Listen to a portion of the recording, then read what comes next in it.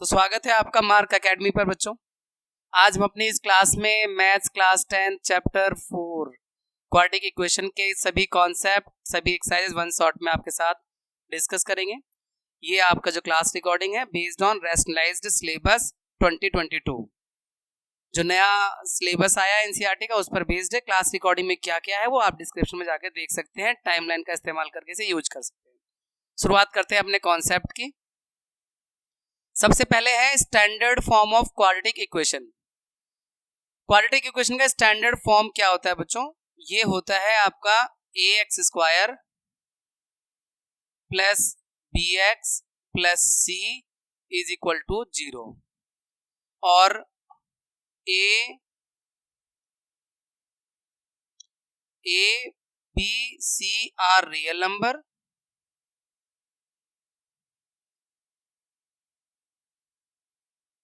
और a not equal to 0।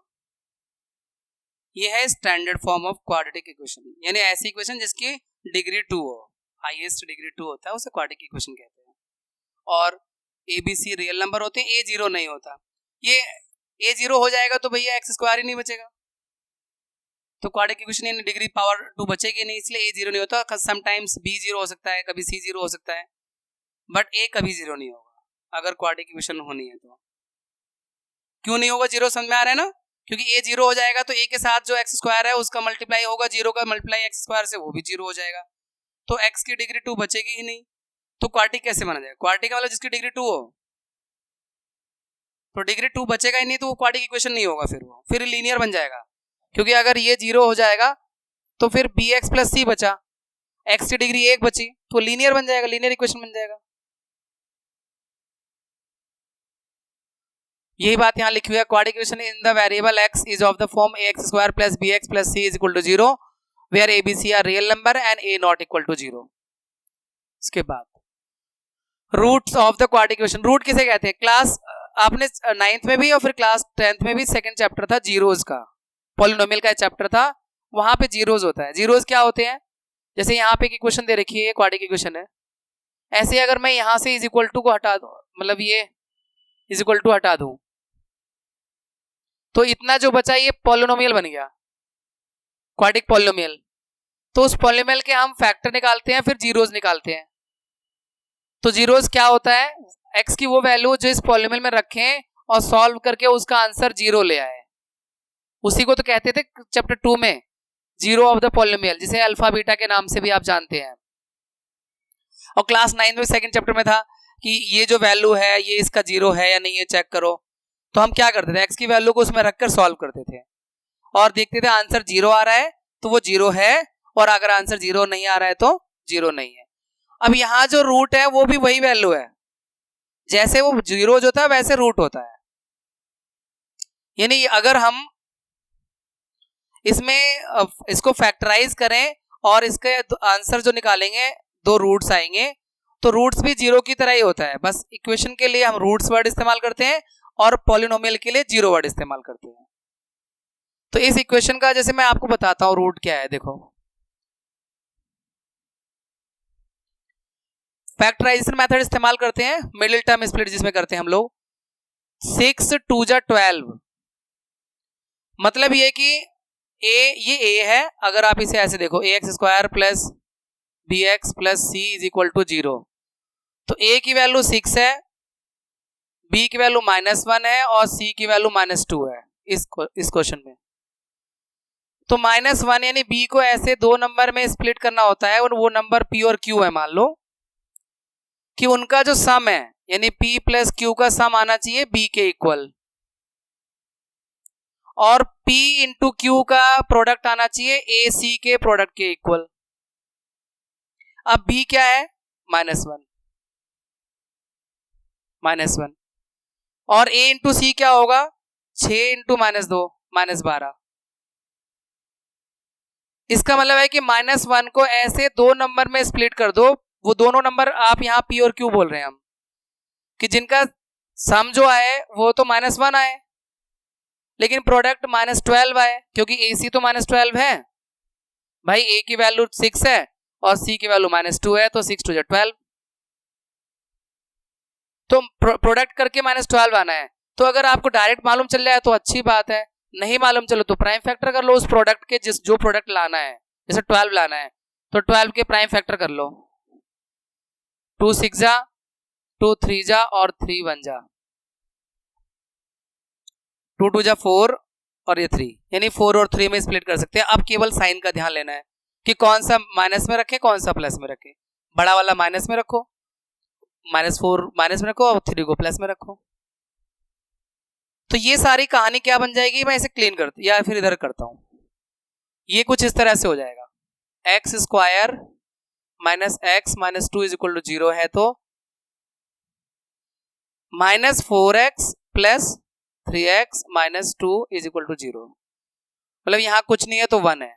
1 को split कर दिया -4 प्लस 3 में, कि उनका जो सम आएगा -1 ही आएगा और प्रोडक्ट -12 आएगा, क्योंकि प्रोडक्ट -12 ही चाहिए, क्योंकि 6 2 जा 12 ही हो रहा है माइनस में। तो ये बात तो खैर 8th क्लास से मिडिल टर्म स्प्लिट करते हुए आए हो, ये तो मैं सिर्फ कॉन्सेप्ट में रिवाइज करवा रहा हूं आपको। अब इसमें 4 टर्म आ गए तो कॉमन लेना आसान हो जाता है।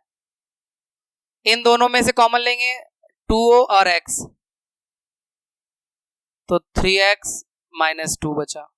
इन दोनों में कुछ भी नहीं कॉमन मिलेगा तो 1 प्लस 1, हमेशा ये वाला साइन देखना है आपको, +1, तो 3x माइनस 2। ये दो फैक्टर हो गए, एक फैक्टर ये ब्रैकेट वाला हो गया 3x माइनस 2 जिसे हम कॉमन ले लेंगे, और दूसरा factor 2x plus 1।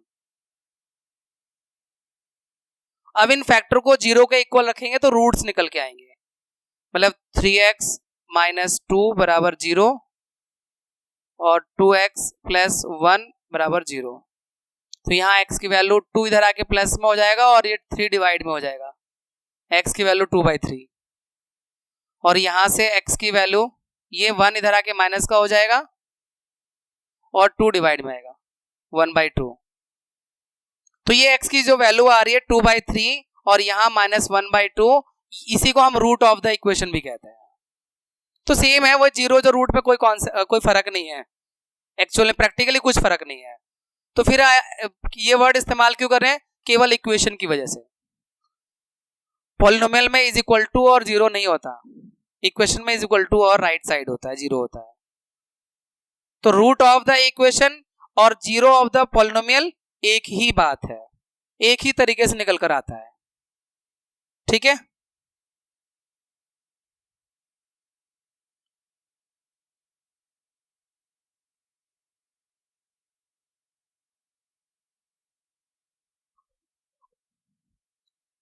A real number alpha is said to be root of the quadratic equation, ये क्वाड्रेटिक इक्वेशन है,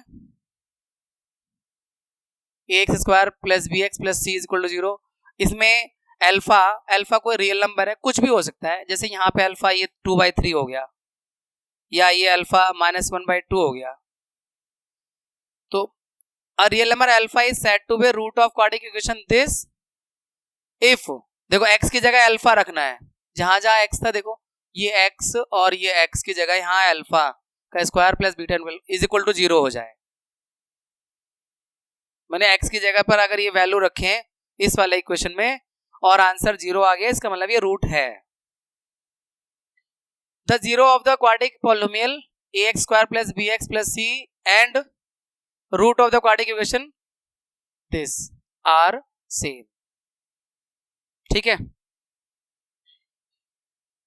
अब getting a root of quadratic equation, अब रूट निकालने के मेथड, वैसे तो कंप्लीटिंग स्क्वायर मेथड भी है, 3 मेथड है, एक कंप्लीटिंग स्क्वायर मेथड है, एक अभी जो हमने किया फैक्टराइजेशन है, और एक क्वाड्रेटिक फॉर्मूला है।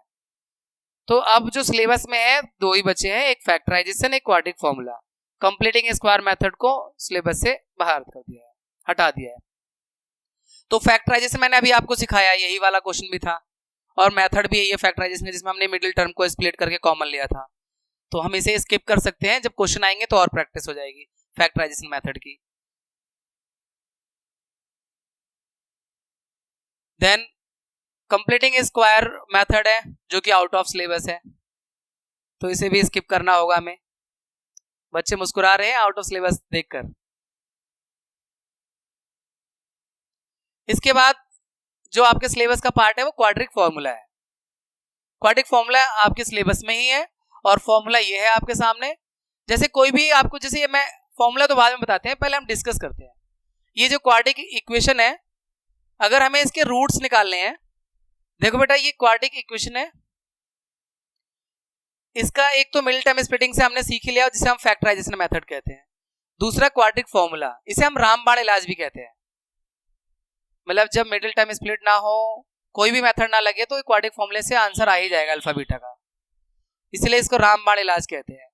रामबाण इलाज इसलिए कहते हैं क्योंकि देखो भगवान राम का जो बाण था ना, एक बार अगर चढ़ गया वो धनुष पर, तो वो फिर इलाज करके ही आता था। जिसके लिए चढ़ गया है वो उसका इलाज करके ही, वो कभी निशाने से चूकता नहीं था। इफ एंड बट नहीं लगता था उसमें। ऐसे तो हुआ था एक बार, वो जो भगवान राम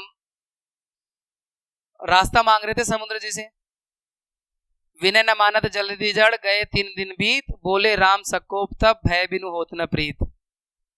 अब 3 दिन तक वो उनकी प्रार्थना करते रहे, उनसे रास्ता मांगते रहे, वो अब कहाँ सुनने वाले हैं। फिर जब उन्होंने उठाया अपना धनुष बाण उठाया लक्ष्मण जी ने, और वो तो तैयार ही थे, भैया कब ले, विकार में प्रार्थना वार्थना कर रहे हैं। लेकिन राम जी मर्यादा पुरुषोत्तम से पहले सबको ऑप्शन देते हैं कि भाई आप प्यार से मान जाओ तो अच्छा है, बल प्रयोग ना करना पड़े। तो उसके बाद जब लक्ष्मण जरा से उनको क्रोध आया राम जी को, ये तो मान ही नहीं रहे, रुक जाओ अभी हम इसको सुखा देते हैं। तो उन्होंने लगा दिया और लक्ष्मण भैया रेडी थे, हाँ भैया लो पकड़ो इसे खत्म करो अभी। और जब वो फिर भाई साहब आने लगे कांपते हुए आए समुद्र में, देवता महाराज प्रभु ये वो फलाना ठिकाना। लेकिन अब राम जी का धनुष पे बाण चढ़ गया तो अब वो खाली नहीं जाना। तो उनसे पूछा गया भैया चलो हम आपको माफ कर देते हैं, आपको नहीं सुखाएंगे, ठीक है, लेकिन अब आप ही बताइए इसको छोड़ना कहाँ है। अभी चढ़ गया है तरकस पे तीर, तो अभी छूटेगा, ये मानेगा नहीं। तो उन्होंने बताया था शायद दक्षिण दिशा में, नहीं पश्चिम दिशा में, I don't know remember properly, कि वहां पे कुछ राक्षसों का वास हो रहा है, आप उधर छोड़ दीजिए, उधर जाके विनाश कर देगा वो राक्षसों का। तो ये इसीलिए इसको हम रामबाण इलाज कहते हैं कि ये आंसर लेकर ही आएगा भगवान राम की तरह। अब इसमें कैसे अप्लाई करते हैं, एक सवाल से देखते हैं। यहां पर पहले हमें बी स्क्वायर माइनस 4ac निकालना होगा। यहां आप जानते हो ये a है, ये b है और ये c है। तो बी स्क्वायर माइनस 4ac जो है माइनस 6 का square minus 4ac, 4ac 36 minus 24 12। B square minus 4ac की वैल्यू निकाल लो पहले। इसको डी भी कहते हैं, डिस्क्रिमिनेंट भी कहते हैं, अभी क्योंकि कॉन्सेप्ट में आया नहीं, डायरेक्ट ये मेथड बता रहा हूं, तो आप सिर्फ ये समझ लो बी स्क्वायर माइनस 4ac निकाल लो। अब अल्फा बीटा जिसे हम रूट्स कहते हैं, उसको निकालने का तरीका है minus b plus minus root b square minus 4ac, या आप डी भी कह सकते हो इसकी जगह पर, अपॉन में 2a। इस मेथड से करेंगे। तो आप देखो ये अल्फा बीटा निकालते हैं इस क्वेश्चन का। माइनस बी की वैल्यू माइनस 6 है, ऐसे रख दिया minus, plus minus b square minus 4ac की वैल्यू 12 है, 2a की वैल्यू 2 है, 2 यहां से दिख रहे ना, ये है, ये b है, ये c है, तो ये माइनस माइनस प्लस हो गया, प्लस माइनस 12 का स्क्वायर रूट 2 रूट 3 हो जाएगा, अपॉन में 4।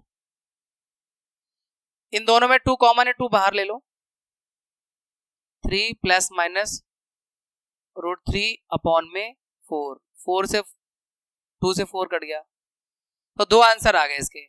अल्फा आ गया 3 प्लस रूट 3 अपॉन में 2, और बीटा हो जाएगा 3 माइनस रूट 3 अपॉन में 2। तो ये अल्फा मतलब एक प्लस, एक बार प्लस लिख के दिखा देंगे, एक बार माइनस लिख के दिखा देंगे, अल्फा बीटा होंगे। लेकिन ये फॉर्मूला तभी अप्लाई होता है जब रियल रूट एग्जिस्ट करते हैं, मतलब कि बी स्क्वायर माइनस 4ac की वैल्यू ग्रेटर इक्वल टू 0 होती है, 0 या फिर 0 से बड़ी। ये क्वाड्रेटिक फॉर्मूला तभी अप्लाई होता है जब b square minus 4ac greater equal to 0 होता है। नहीं समझ में आया तो कोई बात, क्वेश्चन आएगा फिर करेंगे प्रैक्टिस, या आप इसे दोबारा से खुद करके देखेंगे तो अच्छा हो जाएगा। Let's move on. देखो कोई भी क्वाड्रेटिक इक्वेशन का स्टैंडर्ड फॉर्म तो आपको दिख ही रहा है, ax square plus bx plus c is equal to 0। लेकिन उस क्वाड्रेटिक इक्वेशन के रूट्स कैसे होंगे, रियल होंगे या नहीं रियल होंगे, दोनों इक्वल होंगे, दोनों अलग अलग होंगे, इसका भी पता लगाया जा सकता है b स्क्वायर माइनस 4ac की वैल्यू से। अगर b स्क्वायर माइनस 4ac की वैल्यू ग्रेटर देन 0 है, पॉजिटिव वैल्यू है मतलब, तो दोनों अल्फा बीटा दोनों रूट्स रियल भी होंगे और डिस्टिंक्ट भी होंगे, real and distinct. Alpha beta की अलग अलग वैल्यू होंगी और रियल वैल्यूज होंगी। और अगर बी स्क्वायर माइनस 4ac की वैल्यू इक्वल टू 0 है तो अल्फा बीटा रियल तो होंगे बट इक्वल होंगे, यानी सेम होंगे, रियल एंड इक्वल। और अगर बी स्क्वायर माइनस 4ac की वैल्यू लेस देन 0 आ जाए, यानी नेगेटिव वैल्यू आ जाए, तो नो रियल रूट एग्जिस्ट और उस क्वेश्चन को आगे करना नहीं होता, नो रियल रूट्स एग्जिस्ट। और ऐसे केस में बच्चे बहुत खुश होते हैं, चल आगे नहीं करना, बी स्क्वायर माइनस 4ac की वैल्यू माइनस में आ गई, आगे नहीं करना भाई, अल्फा बीटा निकालना ही नहीं है। तो ये जो बी स्क्वायर माइनस 4ac है इसी को और डिस्क्रिमिनेंट कहते हैं और डी लेटर से डिनोट करते हैं। ये हो गया बच्चों आई थिंक आपका सभी कॉन्सेप्ट। अब हम एक्सरसाइज स्टार्ट कर सकते हैं। मतलब कुल मिला के आपको इस चैप्टर में क्या क्या है, फैक्टराइजेशन मेथड, पहले तो स्टैंडर्ड फॉर्म, किसी क्वाड्रेटिक इक्वेशन का स्टैंडर्ड फॉर्म क्या होता है ये जानना जरूरी है। फिर फैक्टराइजेशन मेथड, क्वाड्रेटिक फॉर्मूला और रूट एग्जिस्ट करने की जो 3 अलग अलग कंडीशन है, यही सिलेबस है, साथ में कुछ वर्ड प्रॉब्लम है।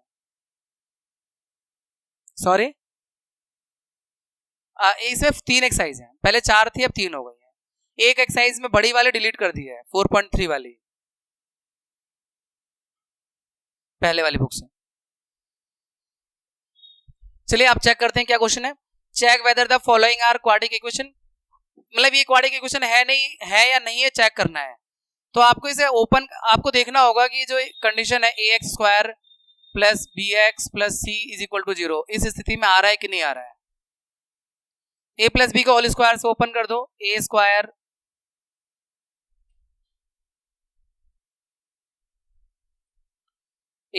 Plus b square plus 2ab और 2x माइनस 6, 2x से 2x कट गया, x स्क्वायर और 6 इधर आके प्लस का हो जाएगा, x स्क्वायर प्लस 7, ये कंडीशन बन रही है। तो ठीक है क्योंकि a 0 नहीं हुआ, इसमें b 0 है तो कोई फर्क थोड़ा ना पड़ता, x वाला टर्म नहीं है मतलब b 0 है, तो b 0 हो सकता है, a 0 नहीं होना चाहिए, बस है, it is a quadratic equation. Sorry कौन सी ये वाला भाई, 2ab फॉर्मूला नहीं देखा आपने, a square plus b square plus 2ab, 2 a की वैल्यू 1 है और b की वैल्यू x है, तभी तो 2x है। इसमें भी देख लो, बस हमें सॉल्व करना है। इसमें x square minus 2x, minus 2 का इससे इंटू करेंगे तो माइनस 6 और प्लस 2x, तो x square minus 2x minus 2x, ये इधर आके राइट में माइनस का हो जाएगा लेफ्ट में आके, और ये प्लस का 6 हो जाएगा, तो x square minus 4x plus 6 is equal to 0। ये भी है क्वाड्रेटिक इक्वेशन, स्टैंडर्ड फॉर्म में आ रहा है। अब ब्रैकेट की मल्टीप्लाई कर लेते हैं, x का x में करेंगे x स्क्वायर, x का 1 से करेंगे तो x, माइनस 2 का x से करेंगे माइनस 2x, माइनस 2 का 1 से करेंगे माइनस 2, ये तो लेफ्ट साइड का ब्रैकेट मल्टीप्लाई हो गया। अब x का इसमें करेंगे x स्क्वायर, x का 3 में 3x, माइनस 1 का x से माइनस x, माइनस 1 का माइनस 3 प्लस 3 से माइनस 3 हो गया।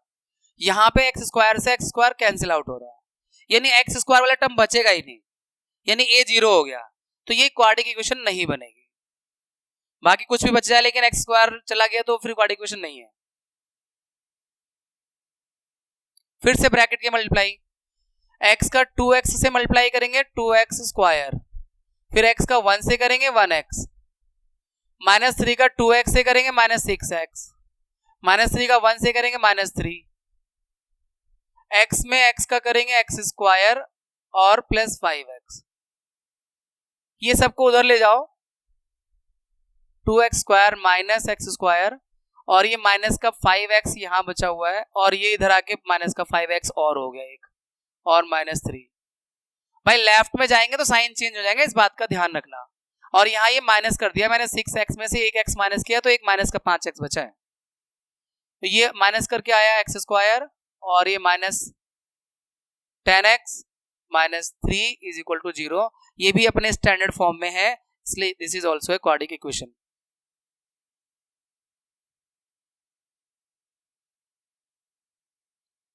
टू एक्स का x में करोगे तो 2x स्क्वायर, 2x का 3 में करोगे 2 3 6x, -1 का x में करोगे -x, -1 का 3 में करोगे 3, x का x से करोगे x स्क्वायर, x का -1 से इंटू -x, फिर 5 का x से 5x, 5 का 1 से -5। अब ये लाके माइनस करो, 2x स्क्वायर -x स्क्वायर, ये -7x है और ये 5 में से 1 जाएगा तो 4x बचेगा, प्लस का राइट में आके माइनस, लेफ्ट में आके माइनस का हो जाएगा, और ये +3 और ये +5। देखो ये एज इट इज है, यहां पर 6 और 1 7 कर दिया और x स्क्वायर को लेफ्ट में लेके माइनस का हो गया, और फिर ये 5 में से 1 गया 4 और राइट में लेफ्ट में आके माइनस का 4 हो गया, 5 इधर आके प्लस का हो गया, x स्क्वायर और 11x plus 8 is equal to 0। ये भी है क्वाड्रेटिक इक्वेशन, स्टैंडर्ड फॉर्म में आ रहा है, नहीं है?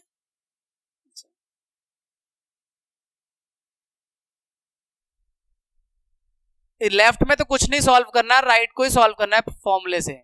a माइनस बी का whole square, a square plus b square minus 2ab, तो यहां से ना x स्क्वायर से x स्क्वायर कट जाएगा, आगे सॉल्व करने की जरूरत ही क्या है, क्योंकि x स्क्वायर वाला टर्म बचा ही नहीं है, तो बनना ही नहीं है इसे क्वाड्रेटिक इक्वेशन।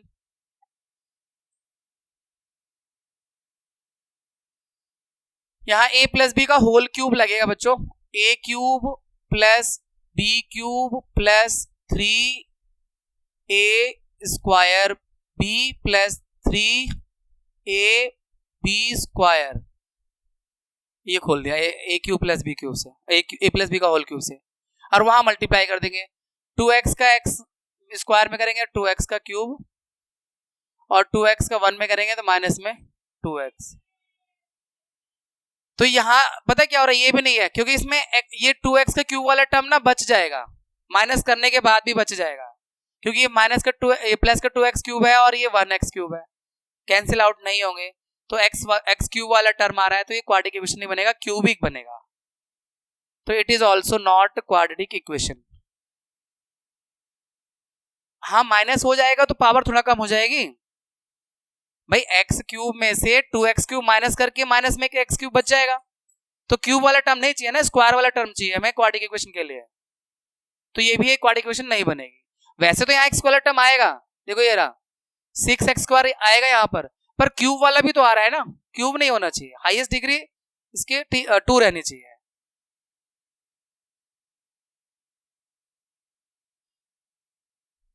इसे एज इट इज लिख दो लेफ्ट वाले टर्म को, इसमें a माइनस बी का होल क्यूब से ओपन करो, a cube minus b cube minus 3a square b plus 3ab square. अब देखो यहां x क्यूब वाला टर्म कैंसिल आउट हो जा रहा है, अब ये देखना है कि क्या x की स्क्वायर वाला टर्म बचेगा या वो भी कैंसिल आउट हो जाएगा। जैसे यहाँ 4x स्क्वायर है माइनस का और यहाँ आएगा 6x स्क्वायर, बच जाएगा, प्लस माइनस करेंगे पर 0 तो नहीं होना, क्योंकि यहाँ माइनस का 6x² है, वहां माइनस का 4 है, ये जाके उधर पॉजिटिव हो जाएगा, माइनस करके 2x² बच जाएगा। तो it will be A quadratic equation. ठीक है, ये क्वाड्रेटिक इक्वेशन बनेगी, आप इसे पूरा खुद सॉल्व कर सकते हैं। हमने यहीं से आइडिया ले लिया कि हाँ ये बन रहा है क्वाड्रेटिक इक्वेशन। अब हमारे पास यहाँ क्वाड्रेटिक इक्वेशन बनाने के लिए वर्ड प्रॉब्लम आ गई, आप इसे अच्छे से रीड करेंगे। पहले देखो अपने पास यहाँ वर्ड प्रॉब्लम है, the area of rectangular plot is 528 metre square. एक रेक्टेंगुलर प्लॉट का एरिया दिया हुआ है, length of the plot is 1 more than twice its breadth. Plot की लेंथ उसकी ब्रेड्थ के ट्वाइस से 1 ज्यादा है।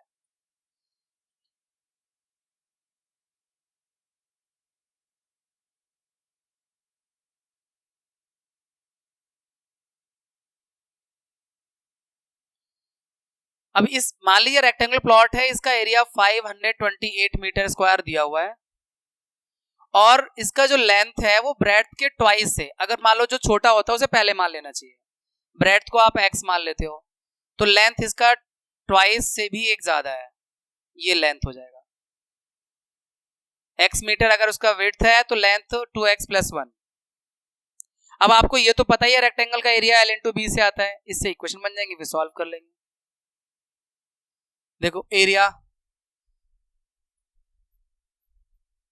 आता है l × b से, या l × b इधर लिख दो यार, l × b is equal to area of rectangle. l 2x + 1 है, b x है, और एरिया है 528। x का मल्टीप्लाई कर देंगे यहाँ पर दोनों टर्म में, और माइनस में इधर ले आएंगे 528। Represent the following situation form of quadratic equation. सिर्फ रिप्रेजेंट करना था, यहीं तक था वैसे इस क्वेश्चन में टास्क, लेकिन हम आगे भी कर लेते हैं इसको, मिडिल टर्म स्प्लिट करके आंसर भी फाइंड कर लेते हैं, प्रैक्टिस हो जाएगा और एग्जाम में आ भी जाता है कई बार।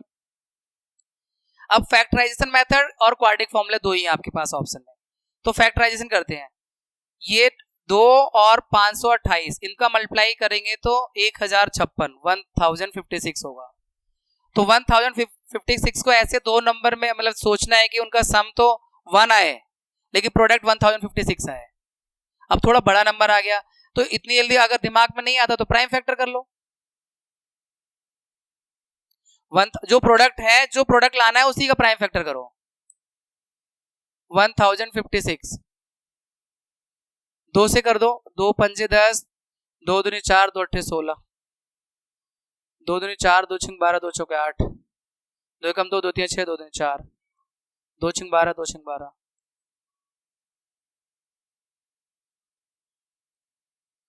अब यहाँ पे ये जितने भी नंबर आ रहे हैं इनको दो ग्रुप बनाना है, नंबर के दो ग्रुप प्रोडक्ट करके, जिनका डिफरेंस 1 आए।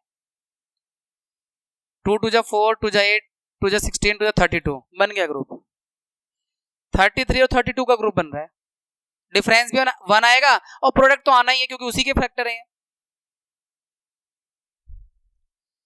बस साइन बड़ा वाला रखना है प्लस का, 2x², 33x, या 33 को आगे भी लिख सकते हो, ऐसा कुछ नहीं, पीछे भी लिख सकते हो। 32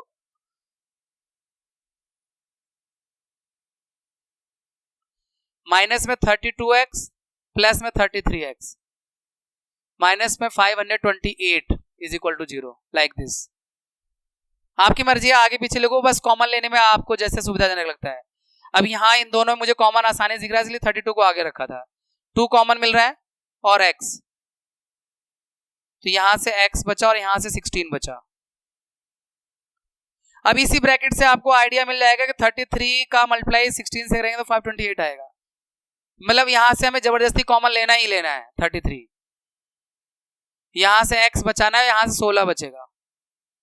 पता है नहीं पता है, अगर ये ब्रैकेट सही जा रहा है तो आना सेम ही है वो, हाँ, लेकिन रीचेक कर लो मल्टीप्लाई करके। देखो 16 3 48 का 8, 4 कैरी ओवर, 16 3 48 4 52, सही तो है।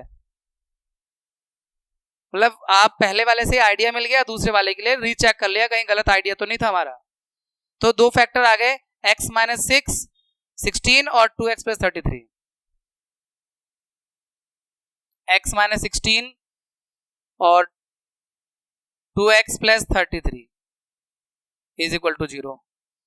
तो x minus 16 is equal to 0 and 2x plus 33 is equal to 0.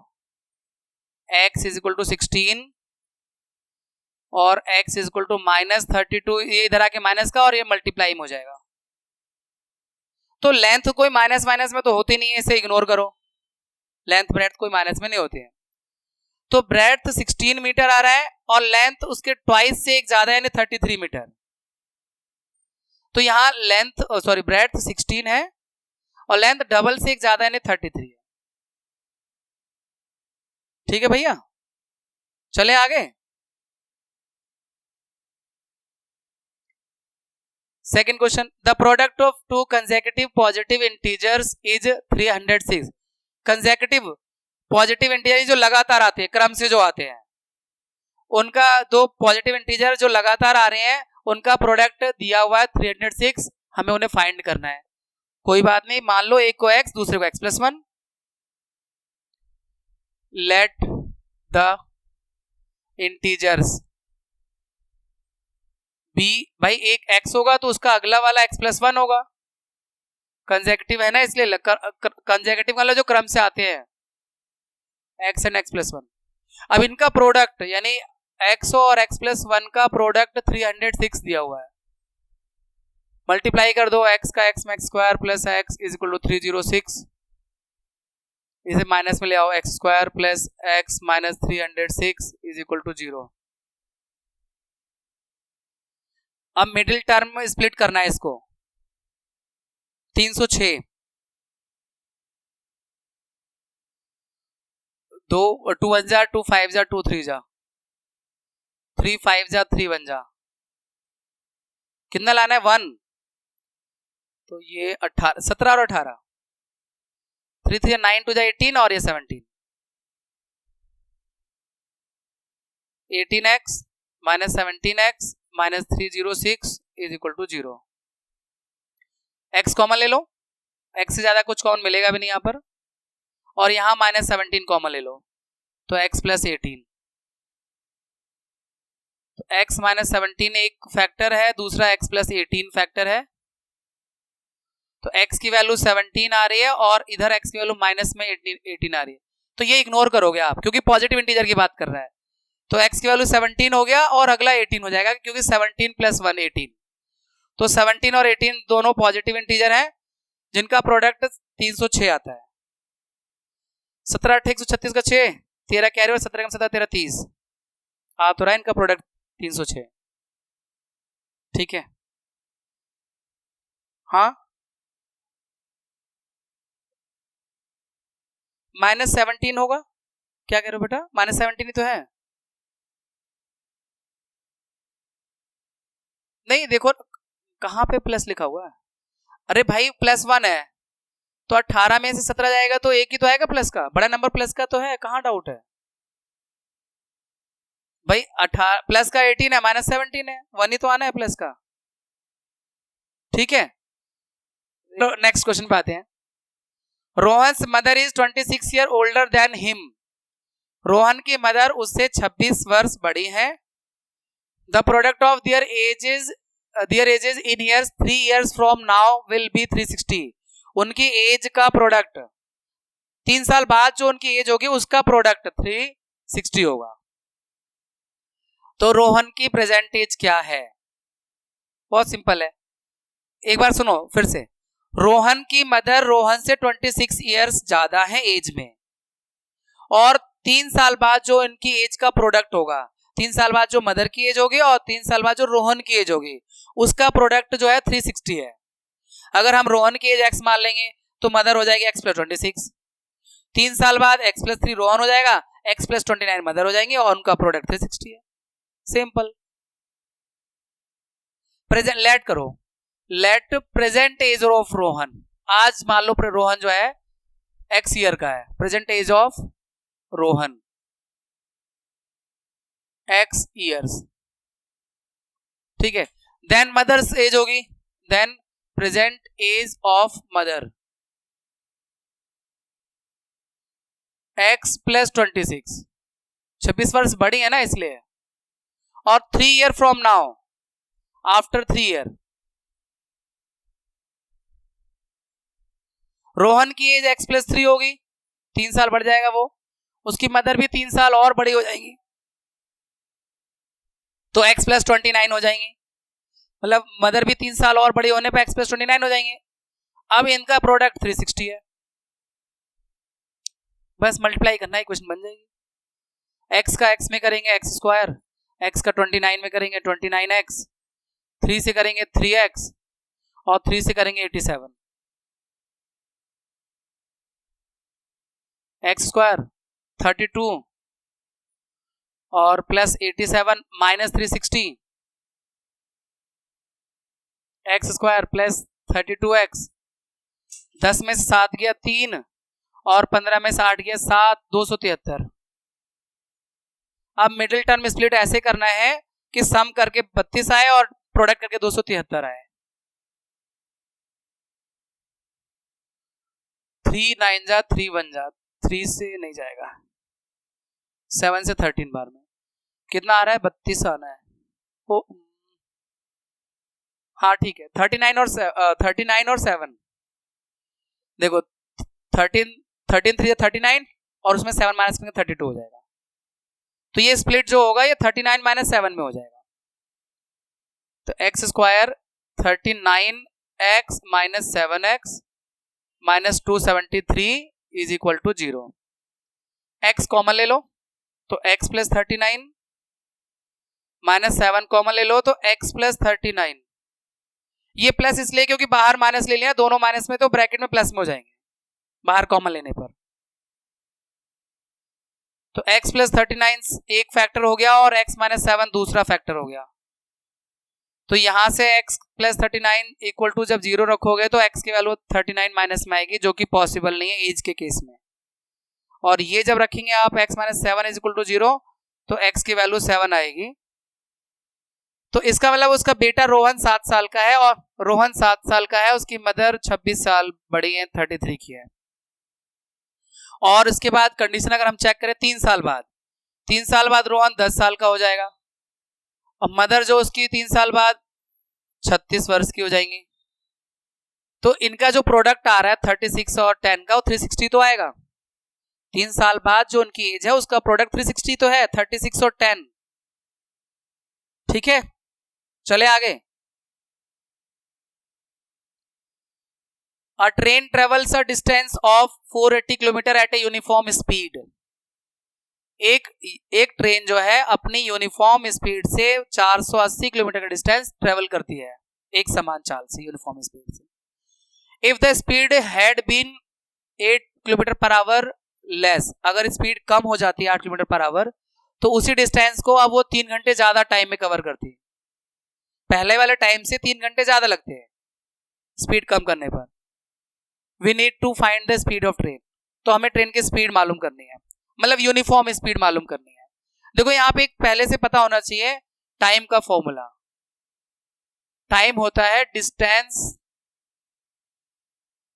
Upon speed, ये फॉर्मूला आपको इस क्वेश्चन में लगाना पड़ेगा, फिजिक्स का formula.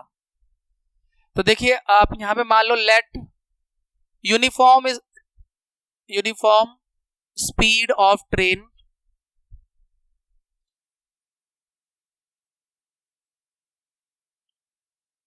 x kilometre per hour, ठीक है, और बाद में रिड्यूस कर दी, स्पीड कम कर दी है, रिड्यूस्ड स्पीड।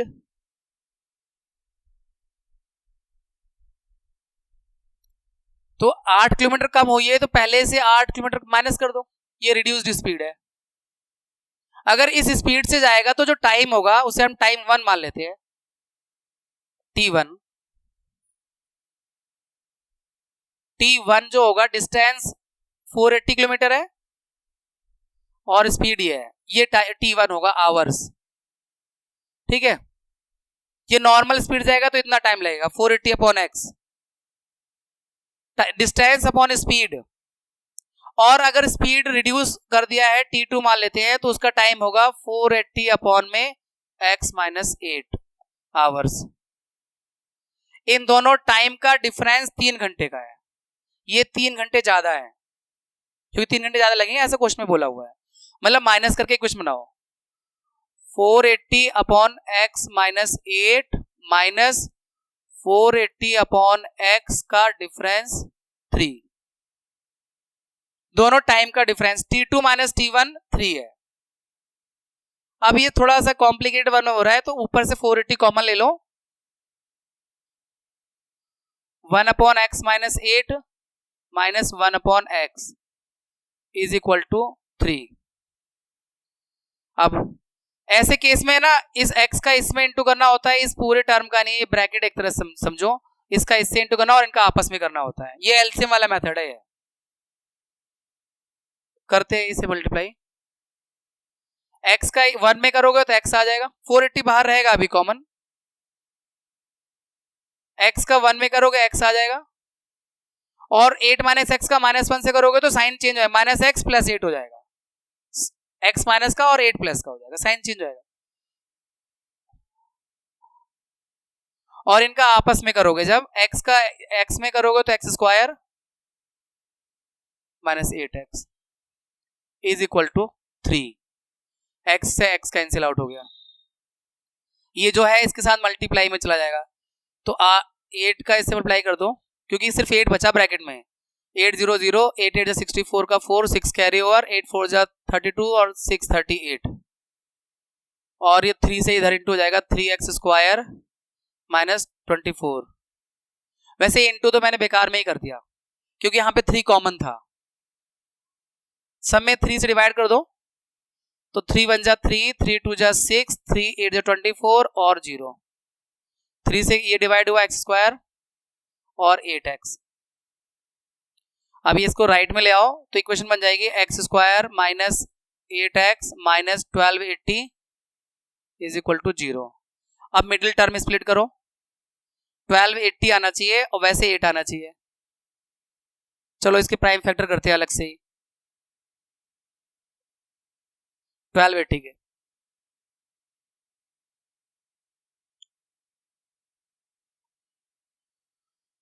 2 6 जा 2, 4 जा 0, 2 3 जा 2, 2 जा 0, 2 1 जा 2, 6 जा 0, 2 8 जा 240, 220, 210, 5।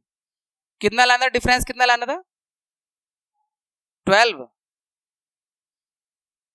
था, 8 लाना था, 8 लाना है डिफरेंस, तो 2 2 जा 4, 2 जा 8, 2 जा 16, 2 जा 32, 40 हो गया, 40 और 32, 2 2 जा 4, 2 जा 8, 5 जा 40, 40 माइनस 32 8 ही आएगा। तो ये स्प्लिट हो जाएगा, लेकिन 40 माइनस का रखेंगे, 32 प्लस का रखेंगे, क्योंकि माइनस का 8 लाना है ना, 40x सॉरी माइनस का रखना है, x square minus 40x plus 32x minus 1280 is equal to 0। x common ले लो तो x माइनस 40 बचा, यहां 32 कॉमन ले लो तो x माइनस 40 बचा, तो एक फैक्टर हो गया x माइनस 40 और दूसरा x प्लस 32, तो x इक्वल टू एक 40 आएगा, एक माइनस 32 आएगा, तो माइनस 32 क्योंकि स्पीड हो नहीं सकती है, तो x इज इक्वल टू 40 और x is equal to minus 32, तो इसे कैंसिल आउट कर दो, ये है इसकी normal speed, uniform speed. Check कर सकते हो कंडीशन को, अगर 40 की स्पीड से जाता है ये 480 किलोमीटर, तो इसे टाइम लगेंगे 12 घंटे, लेकिन अगर स्पीड उसकी कम हो गई है 8 किलोमीटर पर आवर, तो यानी 32 की स्पीड हो गई। अब 32 की स्पीड से इसी डिस्टेंस को कवर करना है, तो 32 एकम 32, 32 पंजे 60, 15 घंटे लग रहे हैं, तो 3 घंटे ज्यादा लग रहे हैं। क्वेश्चन में भी यही बोला हुआ था कि अगर स्पीड 8 घंटे पर आवर कम हो जाए तो 3 घंटे एक्स्ट्रा लगेंगे, पहले 12 घंटे लग रहे थे, अब 15 घंटे लग रहे हैं, ठीक है। तो ये रीचेक भी हो गया आपका प्रॉपर तरीके से। और कोई बचा है इसमें क्वेश्चन, हो गया तसल्ली?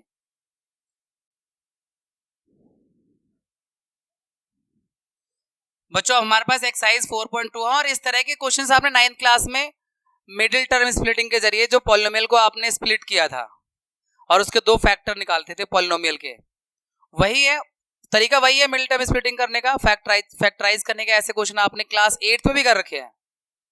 एक चैप्टर क्लास 8th में 14 चैप्टर था फैक्टराइजेशन का, अलजेब्रा का 9th चैप्टर था। तो ये वही है आपका 8th से जो कंटिन्यू होता आ रहा है, फिर 9th में आया था 2nd चैप्टर में, और लास्ट एक्सरसाइज में भी मिडिल टर्म स्प्लिटिंग था। लास्ट में नहीं था, 2.4 में था लास्ट ईयर, उसमें चौथा क्वेश्चन जिसमें आप फैक्टराइज करके उसके वो निकालते हैं जीरोज और factors. In the same way हमें इस क्लास में इस मतलब एक्सरसाइज में 4.2 में रूट्स फाइंड करने हैं क्वाड्रेटिक इक्वेशन के, लेकिन यहाँ बोला हुआ फैक्टराइजेशन। तो हमारे सिलेबस में तो दो हैं, एक फैक्टराइजेशन मेथड है, एक क्वाड्रेटिक फॉर्मूला, रामबाण इलाज। तो क्वाड्रेटिक फॉर्मूला जब आएगा जब कर लेंगे, अभी फैक्टराइजेशन से करते हैं। पहले देखिए यहाँ पर ये जो क्वाड्रेटिक इक्वेशन है इसका स्टैंडर्ड फॉर्म होता है ax² plus bx plus c is equal to 0। कहने का मतलब इसमें a की वैल्यू 1 है, b की वैल्यू -3 है, c की वैल्यू -10 है। तो यहाँ b को यानी मिडिल टर्म को यानी -3 को, b को ऐसे दो नंबर p और q में स्प्लिट करना होता है कि सम करने पर यानी p प्लस q करें तो b आना चाहिए, मतलब -3 ही आना चाहिए इस क्वेश्चन के हिसाब से। लेकिन जब p और q का प्रोडक्ट करें तो वो AC के प्रोडक्ट के इक्वल आना चाहिए। तो इस क्वेश्चन में हमें ये देखना है कि -3 को ऐसे दो नंबर में स्प्लिट करना है जिनका सम तो -3 ही आए बट प्रोडक्ट -10 आए। अब प्रोडक्ट जो -10 है उसी से डिसाइड कर लेते हैं -10 कब आएगा। अब यहाँ -10 के वो कर लो फैक्टर, मतलब माइनस को इग्नोर कर दो साइन को, 10 के फैक्टर को, 2 5 10।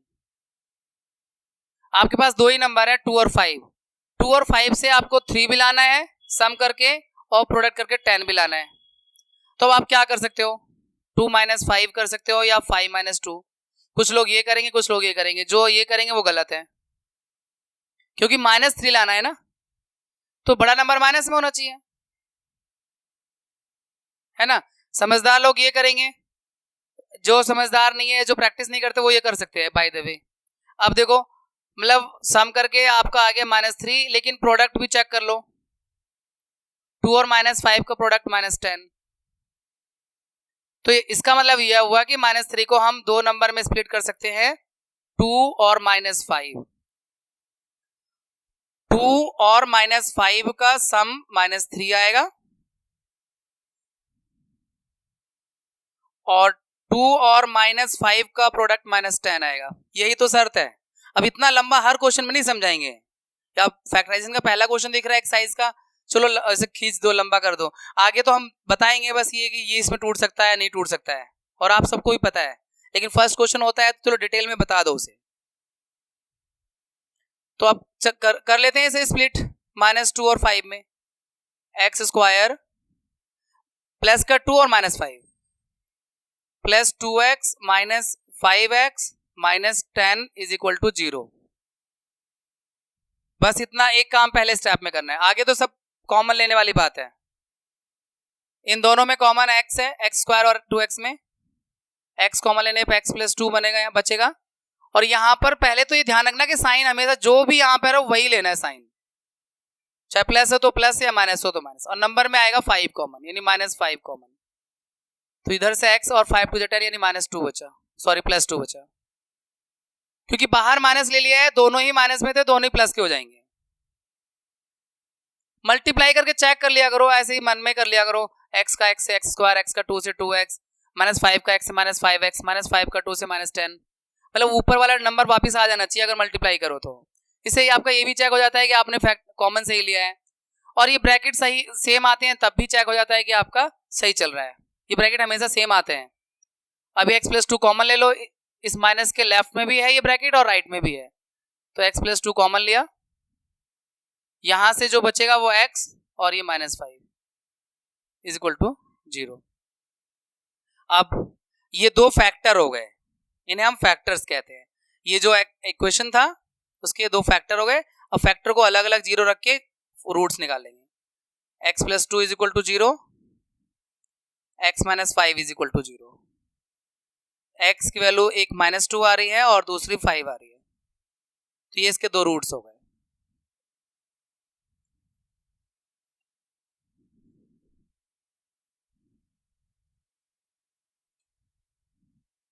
बस आपको तो इतना काम करना है, वो जो पहले समझाया था वो सब फालतू की चीजें थी, समझाने के लिए थी, वो सब नहीं करना है कि बच्चे वो भी सारा याद करके लिखने लगे सवाल में, टेस्ट में। इतना ही करना है, वो समझाने के लिए था।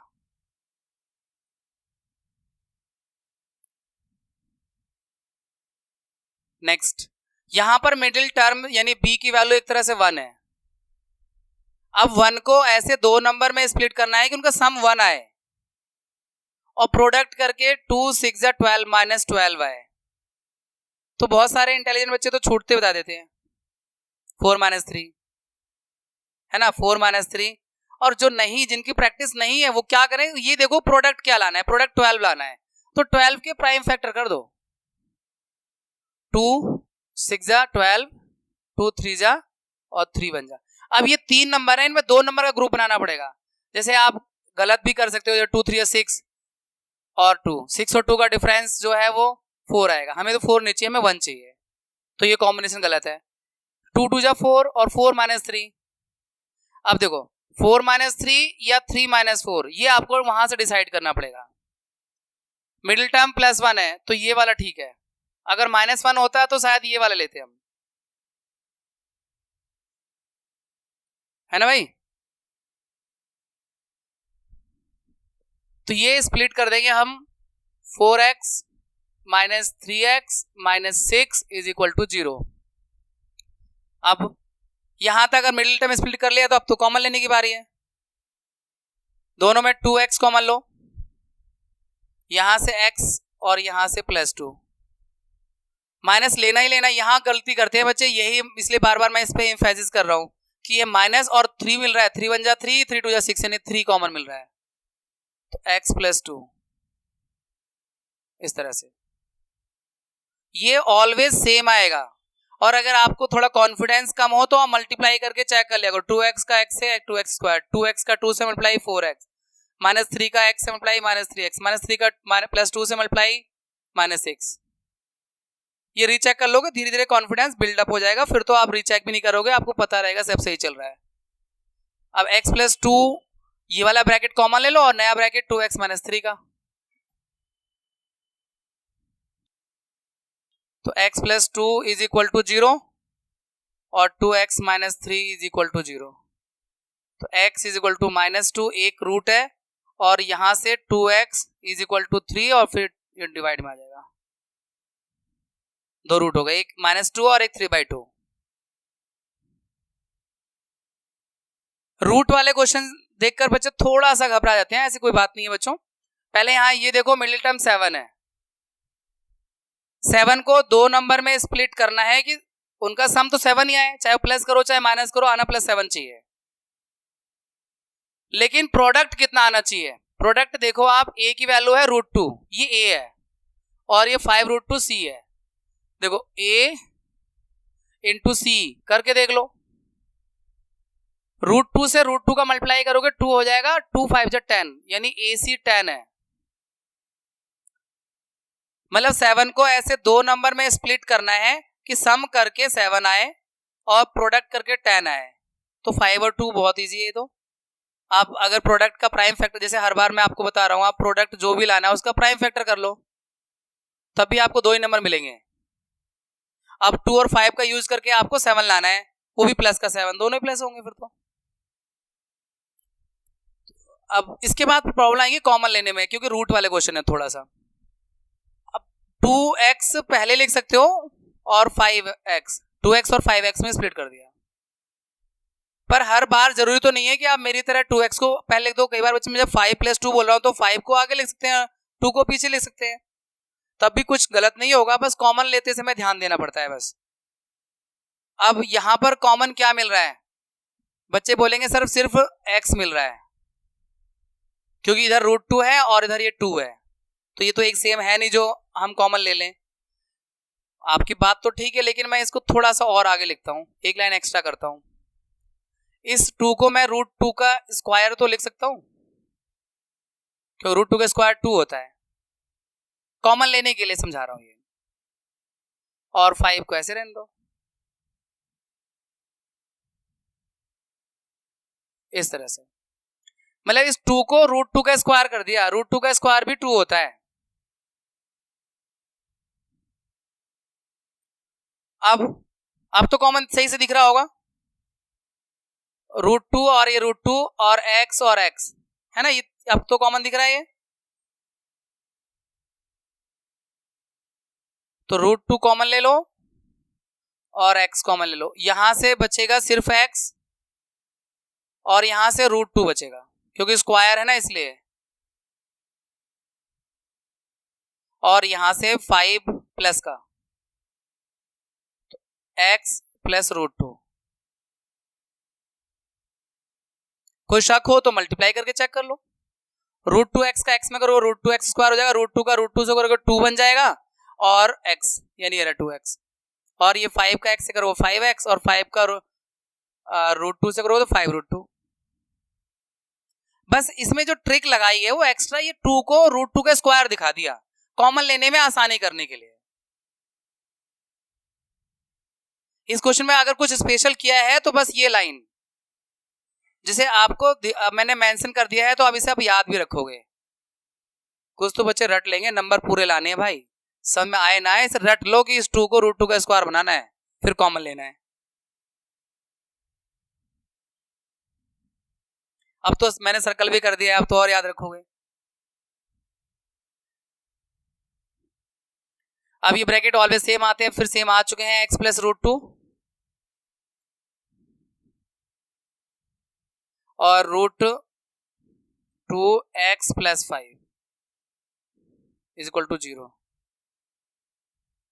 अलग अलग लिख दो इसको, x plus root 2 is equal to 0, root 2x plus 5 is equal to 0, तो x is equal to minus में रूट 2 और x इज इक्वल टू, ये पहले 5 जाके माइनस होगा और रूट 2 डिवाइड में आएगा, इस तरह से दो इसके।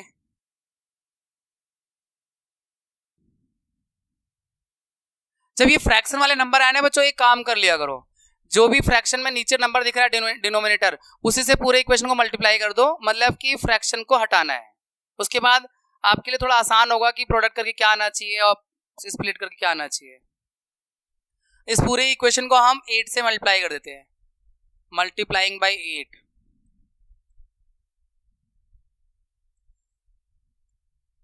तो यहाँ 16x square minus 8x plus 1 is equal to 0, ये हो गया प्रॉपर।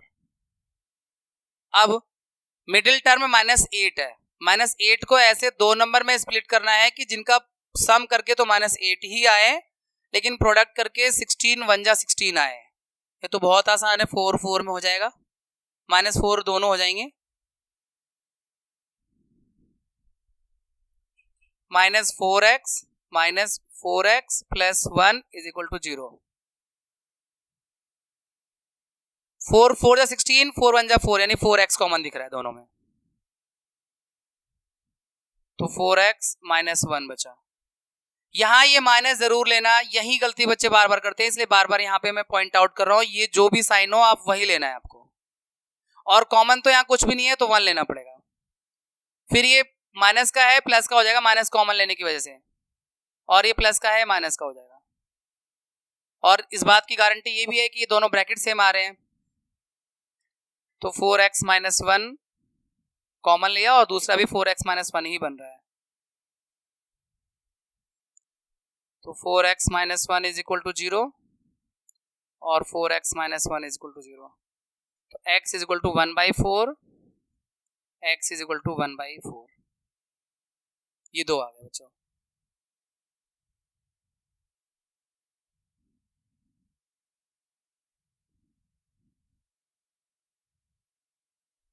यहां मिडिल टर्म माइनस 20 है, तो माइनस 20 को ऐसे दो नंबर में स्प्लिट करना है कि सम करके माइनस 20 आए और प्रोडक्ट करके 100 आए, ये भी आसान है, -10 -10,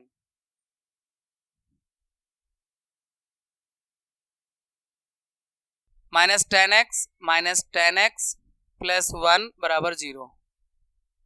10x दोनों में कॉमन है, तो 10x माइनस 1, यहां पर माइनस ही लेना है और 1, कुछ नहीं कॉमन तो 1, तो 10x माइनस 1।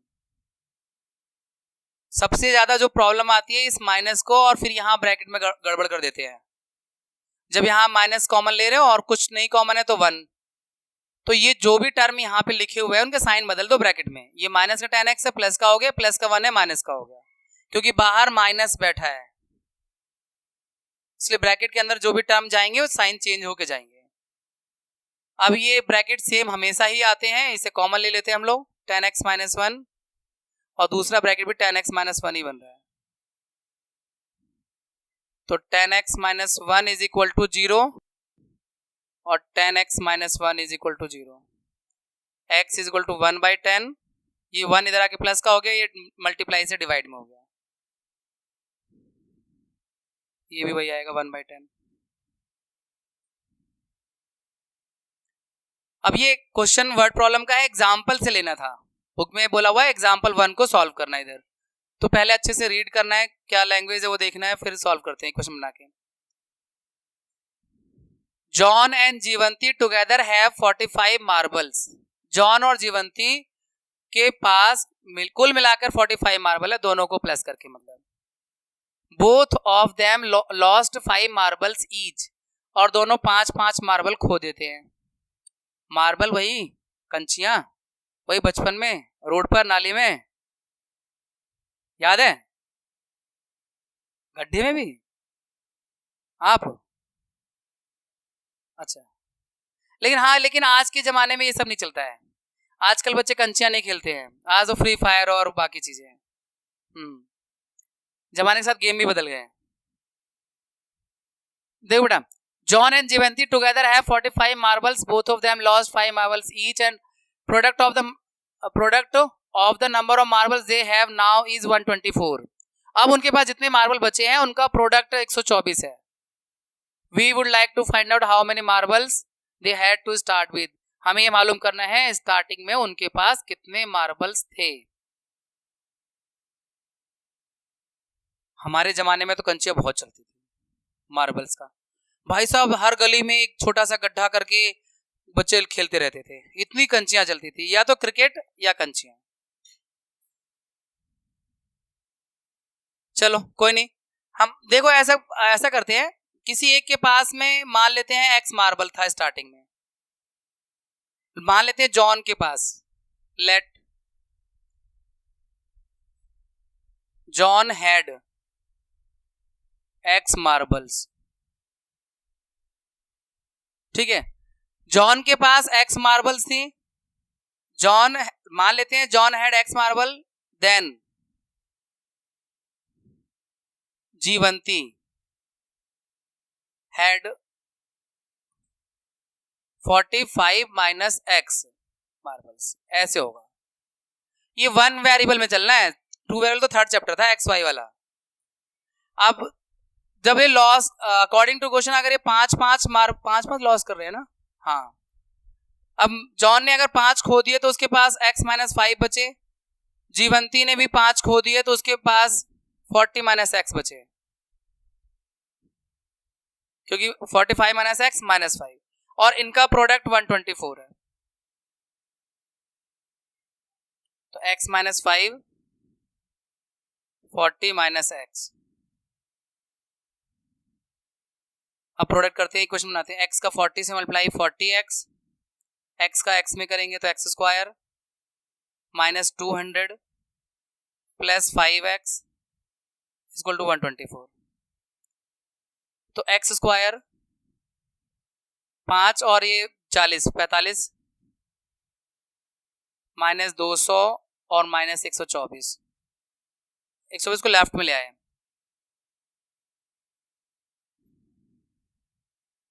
माइनस 324। ये जो है ना एक्स स्क्वायर वाला टर्म अगर माइनस में होता है, मुझे तो आदत नहीं है माइनस में देखने की, तो मैं क्या करता हूं पूरे इक्वेशन को -1 से इंटू कर देता हूं, जिससे कि ये प्लस में हो जाए, बाकी सब साइन चेंज होंगे पर -1 से इंटू करने का रीजन यही है। तो इक्वेशन बन गई x square minus 45x plus 324।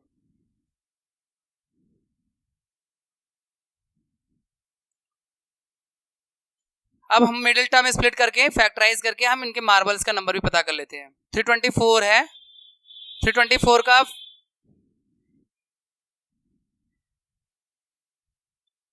मतलब देखो मिडिल टर्म में 45 है, माइनस 45 को ऐसे दो नंबर में स्प्लिट करना है जिनका प्रोडक्ट 324 हो, क्योंकि 1 यहाँ पे कुछ नहीं है तो 1 और 324। तो करते हैं इसमें क्या, कुछ 36 और 9 ऐसे कुछ हो सकता है।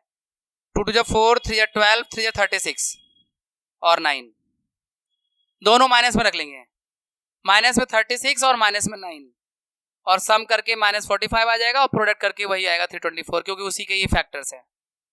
तो 36 और 9 x square minus 9x minus 36x, वैसे किसी को भी आगे पीछे ले सकते हो, वो तो बस कॉमन लेने में ध्यान देना होगा।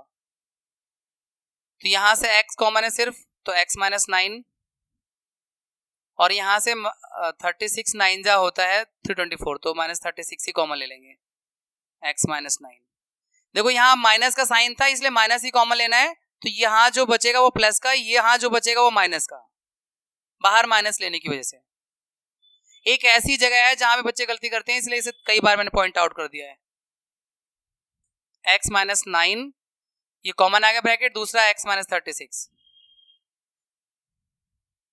तो x minus 9 is equal to 0, x minus 36 is equal to 0, तो x इज इक्वल टू 9 और x is equal to 36।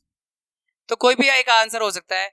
John के पास में अगर x होंगे तो जीवंती के पास 36 होंगे, मतलब सॉरी, जॉन के पास अगर 9 मानते हो तो जीवंती के पास ये हो जाएंगे, अगर इसे जीवंती के पास मानते हो तो ये उसके पास हो जाएंगे।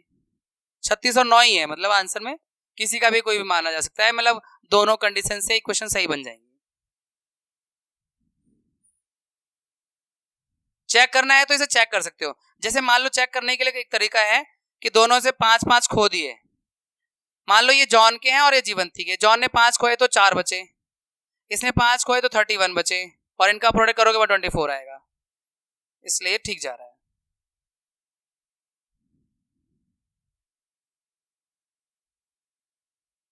इसमें एग्जाम्पल एक और था, इसमें 2 पार्ट करने थे एग्जाम्पल के। एग्जाम्पल 2 मतलब क्वेश्चन नंबर 2 में एग्जाम्पल 1 का दूसरा पार्ट है। A cottage industry produces a certain number of toys in a day. Cottage industry मतलब कुटीर उद्योग, जो घर में छोटी छोटी फैक्ट्रियां चलती हैं, टोकरी बुनने की, स्वेटर बुनने की और बहुत सारे मालाएं बनाने की, तो वो कॉटेज इंडस्ट्री है, खिलौने बनाने की। A cottage industry produces certain number of toys in a day. किसी दिन वो सर्टेन नंबर ऑफ टॉयज बन रहा है किसी कॉटेज इंडस्ट्री में। The cost of production of each toy in rupees was found to be 55 minus the number of toys produced in a day. तो उस दिन जिस दिन सर्टेन टॉयज बने थे, उस दिन एक टॉय का जो कॉस्ट ऑफ प्रोडक्शन था वो 55 माइनस वो नंबर जो उस दिन बने थे। मतलब जैसे मान लो किसी दिन 10 खिलौने बने एक कॉटेज इंडस्ट्री में, तो एक खिलौने का जो कॉस्ट आ रहा था वो 55 माइनस 10 आ रहा था। ये है इसमें language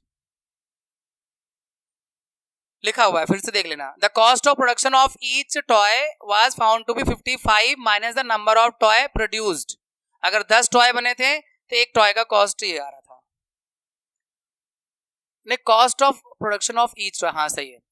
on a particular day the total cost of production was 750, और उस दिन टोटल कॉस्ट निकल रही थी 750।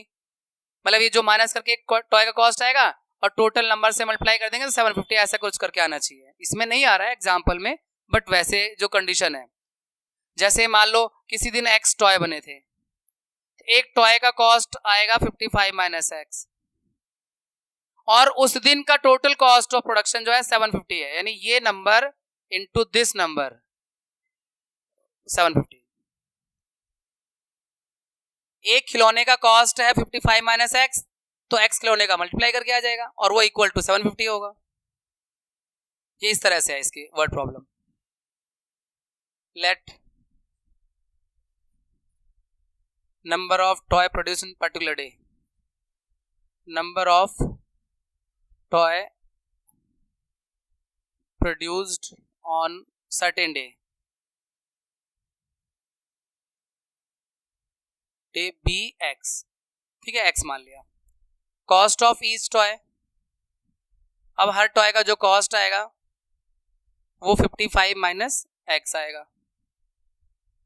टोटल कॉस्ट जो है अकॉर्डिंग टू क्वेश्चन जो टोटल कॉस्ट बनेगी, एक्स टॉय है और एक टॉय का कॉस्ट है 55 माइनस एक्स, टोटल प्रोडक्ट करके 750, ये बनेगी कॉस्ट ऑफ प्रोडक्शन.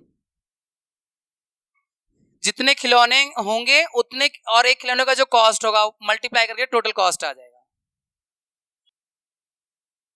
तो ये मल्टीप्लाई करके 55 एक्स माइनस एक्स स्क्वायर और इज इक्वल टू 750. इन दोनों टर्म को राइट में ले जाओ जिससे एक्स स्क्वायर पॉजिटिव हो जाए. वैसे आप उसे लेफ्ट में लाके फिर -1 से इनटू करना पड़ेगा, मैं उसे अवॉइड करने के लिए दोनों टर्म को राइट में ले जाऊंगा तो साइन इनके चेंज हो जाएंगे. तो एक्स स्क्वायर पॉजिटिव हो जाएगा, 55 नेगेटिव हो जाएगा और ये ऑलरेडी पॉजिटिव है.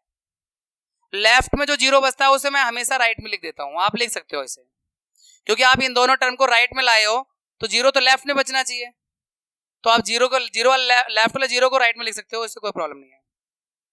अब मिडिल टर्म 55 है. 55 को ऐसे दो नंबर में स्प्लिट करना है जिनका सम तो 55 आए लेकिन प्रोडक्ट 750 आए.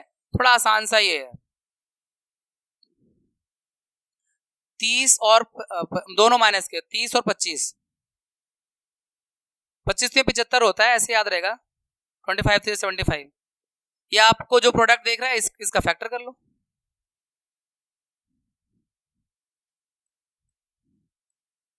टू से ये रहा, 2 3 6 5 30 और 5 5 25, दोनों नेगेटिव रखेंगे. 30 भी नेगेटिव रहेगा और 25 भी नेगेटिव, तभी तो दोनों का सम -55 आएगा. तो ये स्प्लिट हो जाएगा x square minus 30x minus 25x plus 750 is equal to 0. आप सिर्फ कॉमन लेना है, x कॉमन लेंगे तो x माइनस 30, यहाँ माइनस 25 कॉमन लेंगे तो x माइनस 30. माइनस कॉमन लिया है इसलिए यहाँ साइन चेंज हो गया है, और ये ब्रैकेट ऑलवेज सेम आना चाहिए, इस बात का भी ध्यान रखा करो. x माइनस 30 एक फैक्टर, दूसरा x माइनस 25, तो x minus 30 is equal to 0, x minus 25 is equal to 0, x is equal to 30 and x is equal to 25. दोनों से आंसर आ जाएगा, मतलब दोनों कंडीशन ट्रू हो जाएंगी इसमें, क्योंकि दोनों पॉजिटिव. अगर आप मान लेते हो कि एक दिन में 30 खिलौने बने हैं तो एक खिलौने कॉस्ट आ जाएगी 25 रुपीज, क्योंकि 55 माइनस 30 कर देंगे, बोला हुआ ना 55 minus certain number of toy जो कॉस्ट आएगा. और अगर मान ले तो और उनका प्रोडक्ट भी सही आ जाएगा, क्योंकि एक खिलौने आपने माना 30 खिलौने बने हैं, एक खिलौने की कीमत आ रही है 25 रुपए 55 माइनस 30 से, तो ये भी 75 आएगा. और अगर आप ये मानते हो कि नहीं उस दिन 25 खिलौने बने हैं, मान लो 25 बने हैं, फिर एक खिलौने की कीमत आएगी 30 रुपए, क्योंकि 55 माइनस 25, तब भी प्रोडक्शन उतना ही रहेगा 750 का ही कॉस्ट ऑफ प्रोडक्शन. तो इसलिए दोनों आंसर करेक्ट हो सकते हैं इस सिचुएशन में, क्योंकि नंबर चेंज हो रहा है तो कॉस्ट बदल जाती है उस हिसाब से.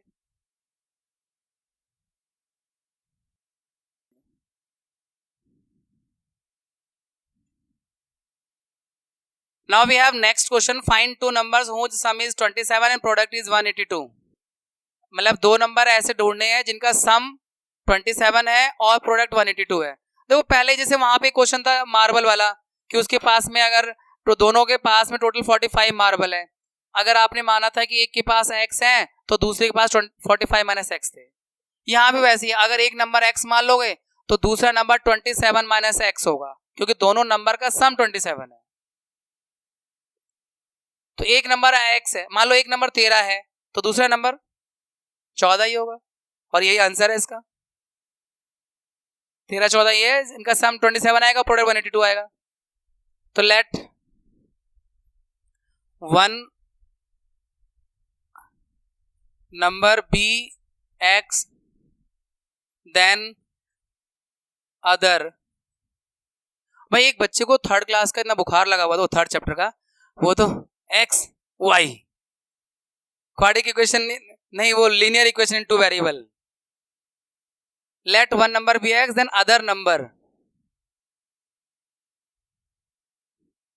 B 27 minus x. अब इनका प्रोडक्ट 182 है,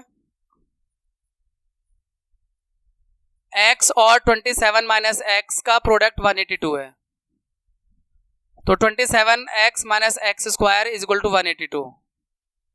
इन दोनों को राइट में भेजना, मतलब साइन बदलना है कुल मिला के। X square minus 27x plus 182 is equal to 0। बताने की जरूरत ही नहीं है, 27 को -13 और -14 में स्प्लिट करना है।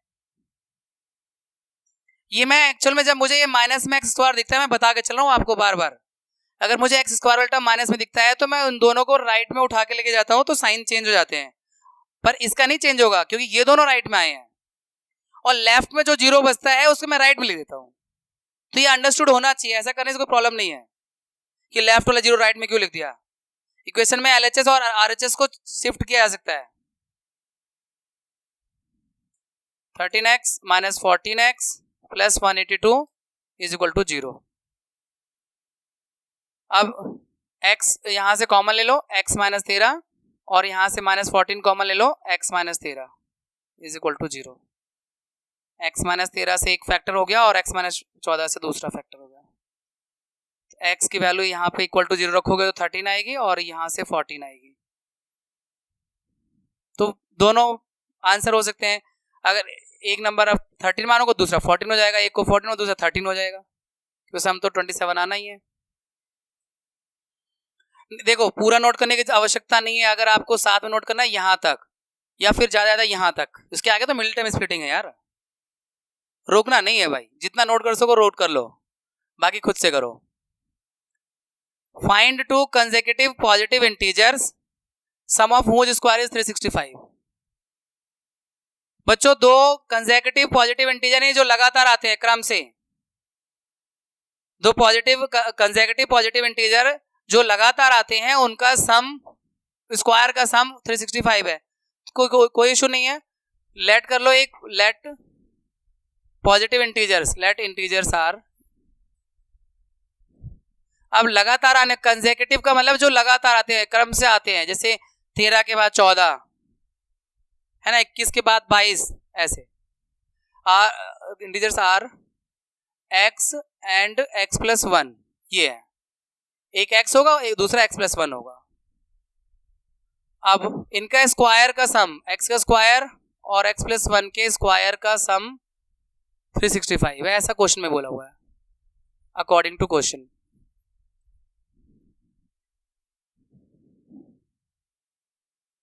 तो a प्लस बी का होल स्क्वायर से ओपन कर दो, a square plus b square plus 2ab minus 365, तो 2x स्क्वायर प्लस ये 1x square 1x 2x square और प्लस 2x, और ये 1 माइनस होगा माइनस 364, मतलब 365 में से 1 कम प्लस माइनस हो जाएगा। अब 2 से डिवाइड कर दो, 2 कॉमन दिख रहा है सब में इसलिए, तो x square plus x minus 182, फिर से वही क्वेश्चन आ गया। ये दो नंबर जिनका सम 1 आए और प्रोडक्ट 182 आए, पिछला वाला ये 13 और 14, बस इसमें ये करना है कि 14 माइनस 13 करना है क्योंकि प्लस का 1 लाना है और प्रोडक्ट माइनस में लाना है। 14x माइनस 13x माइनस 182, यहां से कॉमन ले लो x प्लस 14, यहां से माइनस 13 कॉमन लेना तो x प्लस 14, तो इस बार x प्लस 14 और x minus 13 is equal to 0, तो x plus 14 is equal to 0, x minus 13 is equal to 0, तो x is equal to minus 14, x is equal to 13, ये कैंसिल आउट हो गया। माइनस का number लेना नहीं ना, नेगेटिव नहीं लेना, पॉजिटिव लेना है, तो 13 हो गया पहला वाला और दूसरा 14 हो गया। इनका स्क्वायर का सम करोगे तो 365 आएगा, क्योंकि 13 का स्क्वायर होता है 169, 14 का स्क्वायर होता है 196, 9 6 15 5 1 कैरी 1 9 6 ये रहा 365 आ रहा है स्क्वायर का sum. The altitude of right triangle, अगला वर्ड प्रॉब्लम बच्चों।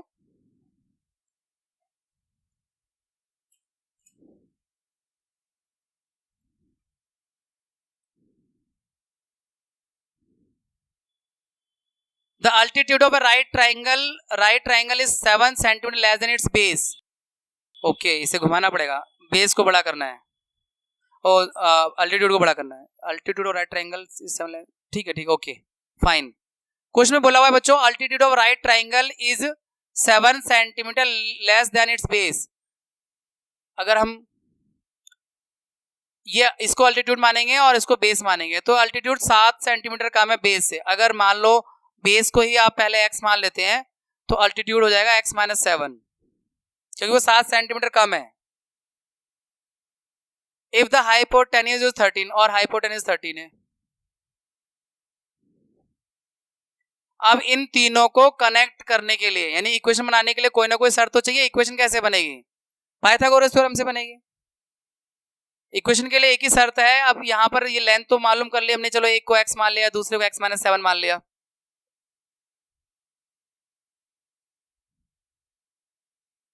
तो इन तीनों को कनेक्ट कौन करेगा इक्वेशन में? Pythagoras theorem. तो बाय पीजीटी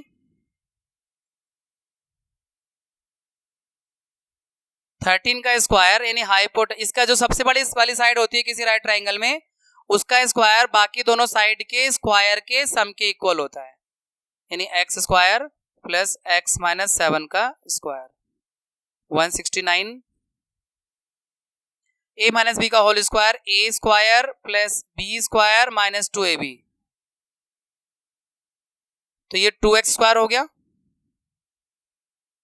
और माइनस 14x, ये 49 है और 169 को भी इधर ही ले आओ राइट में। लेफ्ट में 0 जरूर बच रहा है लेकिन आप इसे राइट में लिख दो। तो 2x square minus 14x minus 120, 2 दिख रहा है कॉमन, 2 से डिवाइड कर दो।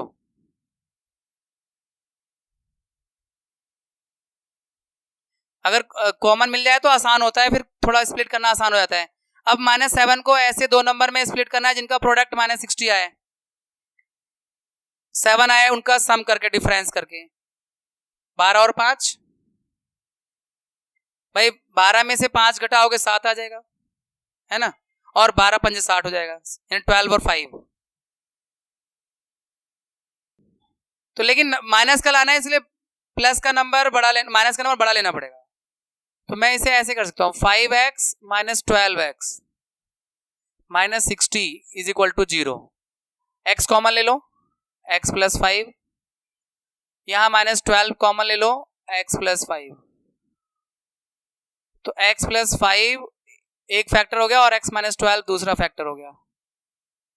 तो x plus 5 is equal to 0, x minus 12 is equal to 0। तो x is equal to minus 5 और x इज इक्वल टू 12। तो ये आपका बेस 12 हो जाएगा, क्योंकि माइनस का इग्नोर करना है, राइट आंसर 12 है। तो बेस आएगा 12 और अल्टीट्यूड आएगा 12 minus 7 5।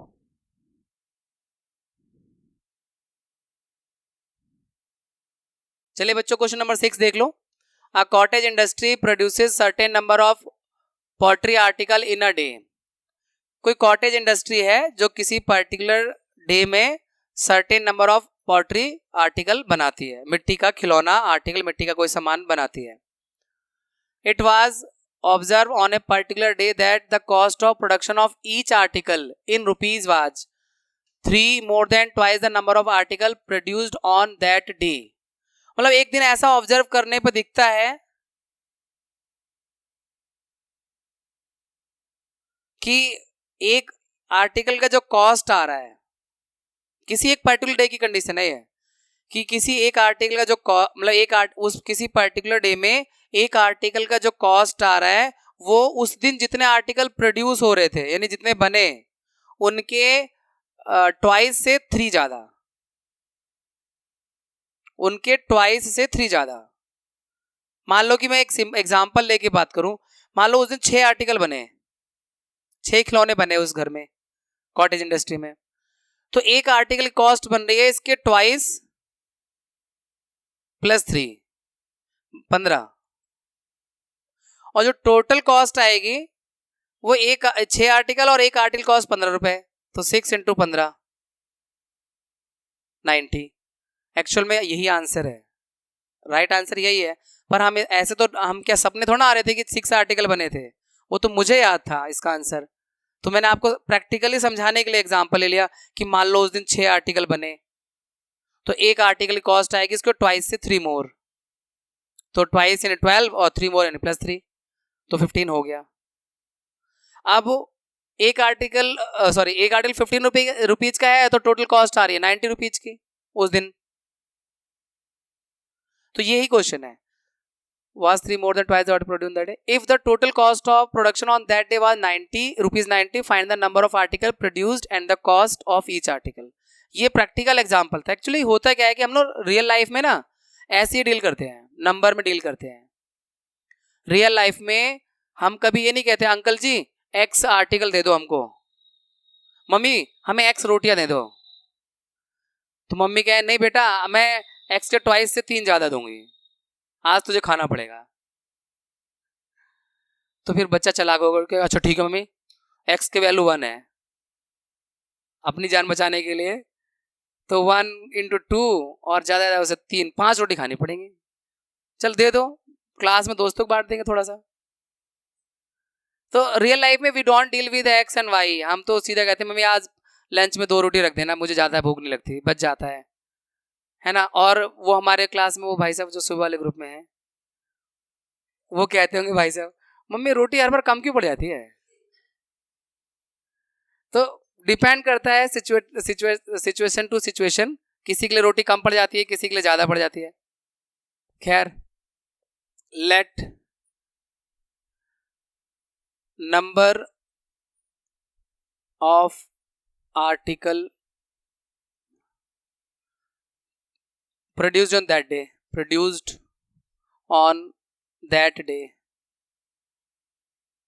is equal to x, cost of each article उसके हिसाब से ट्वाइस से 2 ज्यादा, यानी x का ट्वाइस से 3 ज्यादा, ये एक आर्टिकल कॉस्ट आ गया। तो number of article produce that day x है और एक आर्टिकल कॉस्ट हो जाएगा 2x प्लस 3। अब टोटल कॉस्ट 90 रुपीज है, पर वो आएगा कैसे, जितने आर्टिकल हैं और एक आर्टिकल का जितना कॉस्ट है उनका मल्टीप्लाई करके आएगा। इस तरह से एक क्वेश्चन बन जाएगी, नंबर ऑफ आर्टिकल है और एक आर्टिकल की कॉस्ट है, ये किसी पर्टिकुलर डे के लिए, हमेशा ऐसे नहीं होगी। अब किसी दिन मान लो ज्यादा बन जाएंगे तो इसका मतलब एकदम से कॉस्ट बढ़ थोड़ा जाएगी, ये तो एक सर्टेन डे के लिए कंडीशन है, किसी एक दिन ऐसा हुआ। अब 2x का x में करेंगे तो 2x स्क्वायर, 2x और x का 3 में करेंगे 3x, और 90 को इधर ले आओ 0। अब आपको मिडिल टर्म स्प्लिट करना है। यार मैंने एक भी क्वेश्चन नहीं सिखाया क्वाड्रेटिक फॉर्मूले से, कॉन्सेप्ट ने जरूर बताया था और पूरे चैप्टर निपटने को है, तो अब सिखाई देता हूँ, नहीं तो फिर दिक्कत हो जाएगी। क्वाड्रेटिक फॉर्मूले सिखा देते हैं। इसमें ये जो होता है बच्चों, a होता है, ये b और ये c। सबसे पहले हमें यहाँ फाइंड करना है b स्क्वायर माइनस 4ac की वैल्यू। b मतलब 3, 4, a की वैल्यू 2 और c की वैल्यू 90, 9, और ये आपका 4 2 जा 8, 9 जा 72, प्लस में 720 और ये 729। b स्क्वायर माइनस 4ac की वैल्यू निकाल लो। ये वैल्यू जब भी 0 या 0 से बड़ी होगी तो रियल रूट एग्जिस्ट करते हैं, ये हम कॉन्सेप्ट में बता चुके हैं। अब हम इसके रूट तक डायरेक्ट निकालना चाहें, मिडिल टर्म स्प्लिट नहीं करना है, तो अल्फा बीटा रूट्स होते हैं, formula minus b plus minus root b square minus 4ac upon 2a। b की वैल्यू 3 है और 729 है, b स्क्वायर 4ac की वैल्यू, a की वैल्यू 2 है। 729 का स्क्वायर रूट 27 होता है, तो 27 इसको हम सॉल्व करके -3 प्लस -27 अपॉन में 4, 2 2 जा 4। अब इसमें जैसे अल्फा निकालना है तो 3 प्लस 27/4। 27 में से 3 माइनस करेंगे 24, 24 को 4 से डिवाइड करेंगे 6। और अगर बीटा निकालना है तो यहाँ प्लस की जगह माइनस हो जाएगा ना, मतलब एक बार प्लस एक बार माइनस। 3 और ये -27 हो जाएगा यहाँ पर, और ये 4, तो -30/4 माइनस में 7.5, जो कि मतलब नंबर ऑफ आर्टिकल कभी डेसिमल में या फ्रैक्शन में ये हो नहीं सकते। तो हमारे पास ये जो अल्फा जो एक रूट आ रहा है वो 6 आ रहा है। तो 6 आर्टिकल उस दिन बनाए गए थे और एक आर्टिकल की कॉस्ट 12 आ रही थी और 15 आ रही थी। x की वैल्यू 6 है और एक आर्टिकल 2 × 6 + 3 12 15। कंडीशन वैसी चेक हो रही है क्योंकि 6 और 15 का मल्टीप्लाई करके टोटल कॉस्ट ऑफ प्रोडक्शन 90 आ ही रहा है। एक आध क्वेश्चन और मिलेगा तो आपको क्वाड्रेटिक फॉर्मूले सब समझा देंगे अगर आगे आता है तो। हमारे पास एक्सरसाइज है, इसमें nature of the root question, हाँ ठीक है, तो इसमें हम क्वाड्रेटिक फॉर्मूला यूज करेंगे एक्सरसाइज में। 4.3 का फर्स्ट क्वेश्चन है, हमें पहले नेचर ऑफ रूट, तो आपको एक बार रिवाइज करवा दूं नेचर ऑफ रूट का मतलब क्या है। b² - 4ac की वैल्यू अगर ग्रेटर देन 0 हो तो रूट रियल एग्जिस्ट करते हैं और डिस्टिंक्ट होते हैं, यानी अल्फा बीटा की वैल्यू अलग अलग होंगी और रियल वैल्यू होंगी। और b² - 4ac की वैल्यू अगर इक्वल टू 0 हो तो अल्फा और बीटा दोनों इक्वल होते हैं, यानी रियल रूट तो होते हैं पर रूट्स दोनों ही सेम होते हैं। और अगर b² - 4ac की वैल्यू लेस देन 0 यानी नेगेटिव है तो no real root exist, real root exist नहीं करते हैं। तो ये 3 कंडीशन में से कोई एक कंडीशन यहाँ चेक करनी होगी। अगर ये कंडीशन आएगी तो आपके चेहरे पे मुस्कुराहट होगी क्योंकि आगे नहीं करना होगा। अगर इन दोनों में से कोई भी कंडीशन आएगी तो अल्फा बीटा भी फाइंड करना होगा, इसके रूट्स भी निकालने होंगे। चेक कर लेते हैं पहले b² - 4ac की वैल्यू। फिर से याद कर लो बेटा अच्छे से कि x² का जो कॉफिशिएंट है वो a होता है, x का कॉफिशिएंट ये पूरा b और कांस्टेंट टर्म c। तो b² - 4ac की वैल्यू b -3 है, 4a और c, 4 2 8 5 40। चलिए खुश रहिए, नो रियल रूट एग्जिस्ट, क्योंकि b² में 4ac की वैल्यू नेगेटिव आ रही है तो नो रियल रूट एग्जिस्ट। फिर आगे इसको आपने सॉल्व भी नहीं करना। यहां पर b² - 4ac की वैल्यू चेक करते हैं। b की वैल्यू -4√3 है, b² - 4ac, 4a और c, 4 का स्क्वायर 16 और √3 का स्क्वायर 3, 16 3 48, और ये भी 48, 0। हाँ तो रियल रूट एग्जिस्ट करते हैं पर इक्वल होंगे, equal real root, equal real roots. अब ये अलग बात है कि हम फाइंड करेंगे इसे अल्फा बीटा वाले फॉर्मूले से, तो -b प्लस माइनस, इसे d भी कह देते हैं, b² - 4ac को डिस्क्रिमिनेंट। तो -b की वैल्यू है 4√3 और बाहर माइनस प्लस माइनस, यहाँ 0 लिखोगे और 2a की वैल्यू 3। तो 0 को तो आप इग्नोर कर सकते हो, 0 का स्क्वायर रूट 0 होता है प्लस माइनस में, इसलिए जो इसका दोनों सेम ही आते हैं। ये माइनस माइनस प्लस हो गया, हो क्या रहा आज 2 से 2 बार में 2√3/3, अल्फा बीटा दोनों सेम रहेंगे, 2√3/3 equal and real root exist करते हैं।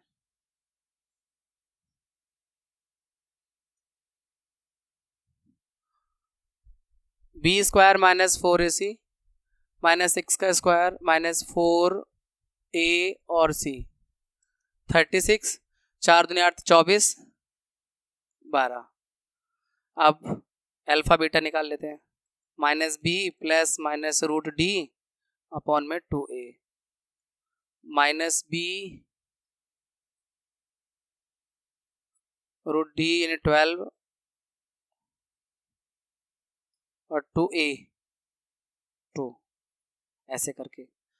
तो 12 का जो रूट करेंगे तो 2√3 हो जाएगा, क्योंकि 2 × 2 × 3 2 का पेयर बन जाएगा, वो बाहर आ जाएगा 2। तो ये 6 2√3 अपॉन में 2 × 2। ऊपर से 2 कॉमन लो, जैसे ये 2 से 2 कट जाए, यहां से 6 से और यहां से कॉमन आ रहा है 2,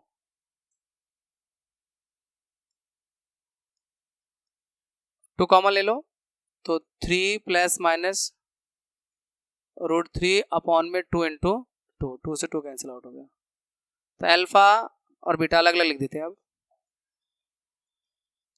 अल्फा की वैल्यू 3 प्लस √3 अपॉन में 2, बीटा की वैल्यू 3 माइनस √3 अपॉन में 2। ये है दो वैल्यूज। पता है इन क्वेश्चन को ना मिडिल टर्म स्प्लिट करने की कोशिश करोगे तो बहुत मुश्किल होगी, होगा ही नहीं। जरा देखो, जरा प्रयास करके देखो। 6 को -6 है, इसको ऐसे दो नंबर में स्प्लिट करो कि सम आए प्लस करके, प्रोडक्ट भी आए, मतलब प्लस करके भी 6 आए, प्लस माइनस करके, और प्रोडक्ट करके भी 6 आए।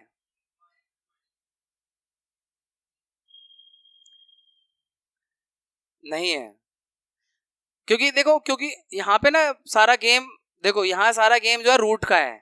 रूट में हम इतने आसानी से आंसर देख लो, रूट में आ रहे हैं। मतलब आप प्रयास करोगे तो रूट में बहुत लंबा उल्टा सीधा घुमा फिरा के सोचना पड़ेगा। इसीलिए ये वाला क्वाड्रेटिक फॉर्मूला है ऐसे क्वेश्चंस में जहां पे मिडिल टर्म स्प्लिटिंग आपसे लग रहा है कि जल्दी से नहीं हो पा रहा है, तो फिर आप सीधा क्वाड्रेटिक फॉर्मूला अप्लाई करो। क्वाड्रेटिक जो फॉर्मूला है वो आपको आंसर आराम से ला के दे देगा।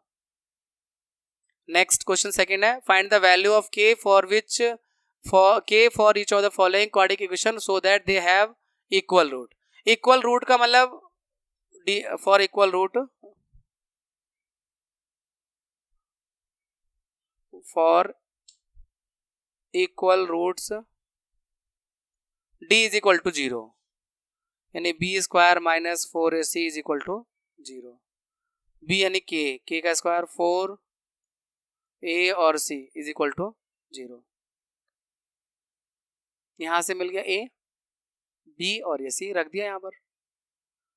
k² माइनस ये आपका 24 इधर आके पॉजिटिव हो गया, और रूट में 24 और प्लस माइनस, जब ये स्क्वायर हटाते हैं रूट लगाते हैं तो प्लस माइनस करना आप हमेशा। तो इसका जितना पेयर बन जाए निकाल लो, 2 2 जा 4, 2 जा 8, 3 जा 24, इन्हें 2√6 प्लस माइनस 2√6 के की वैल्यू इक्वल रूट्स के लिए। इक्वल रूट्स के लिए b² माइनस 4ac बराबर 0 होता है।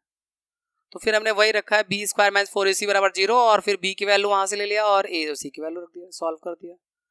तो k की वैल्यू आ रही है प्लस माइनस में 2√6।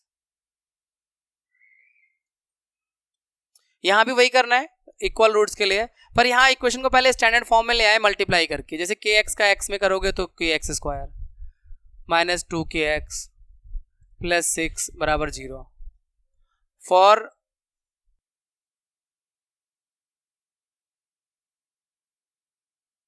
For equal roots b² minus 4ac is equal to 0 for equal real roots. b की वैल्यू यहां से ये मिल जाएगा बच्चों -2k, फॉर a की वैल्यू k, c की वैल्यू 6, तो 4k² minus 24k is equal to 0। देखो बेटा यहाँ पर इसको एक तरह से फैक्टराइज करना है, या 24k² है या 24k है, तो यहाँ पे कॉमन ले लो 4k और k माइनस 6, दो फैक्टर हो गए। अब 4k is equal to 0 and k minus 6 is equal to 0, तो k इज इक्वल टू 0 और k इज इक्वल टू 6।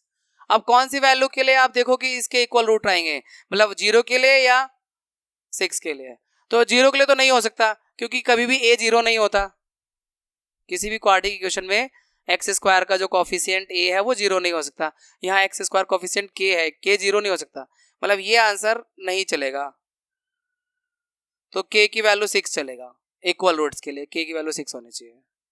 मतलब आंसर जब आप कर रहे हो फैक्टराइज तो 2 आ रहे हैं, बट कौन सी वैल्यू उसके लिए सुटेबल है वो आपको इधर पुट करके देख लेना है, क्योंकि ये 0 नहीं हो सकता, क्योंकि एक्स स्क्वायर का कोफिशिएंट जब 0 नहीं होता, a is not 0 in any quadratic equation. Minus में क्या ए? हाँ, ए माइनस में हो सकता है बट 0 नहीं होता। Next question, is it possible to design a rectangular mango groove whose length is twice its breadth and area is 800 meter square? If so, find its length and breadth. क्या यह संभव है कि एक ऐसा गार्डन बनाया जाए, मैंगो ग्रूव बनाया यानी आम का बगीचा बनाया जाए रेक्टेंगल की शेप में, जिसका लेंथ ब्रेड्थ के ट्वाइस हो और उनका एरिया 800 हो? हाँ, है तो पॉसिबल। लेंथ को ब्रेड्थ को अगर 20 मान लें और लेंथ 40 हो जाएगी, तो एरिया निकालेंगे तो 20 इंटू 40 800 ही आएगा। 20 इंटू 40 तो हम मान सकते हैं कि लेंथ को x मान लो, ओ सॉरी, जो छोटा होता है ना उसमें x मानना चाहिए।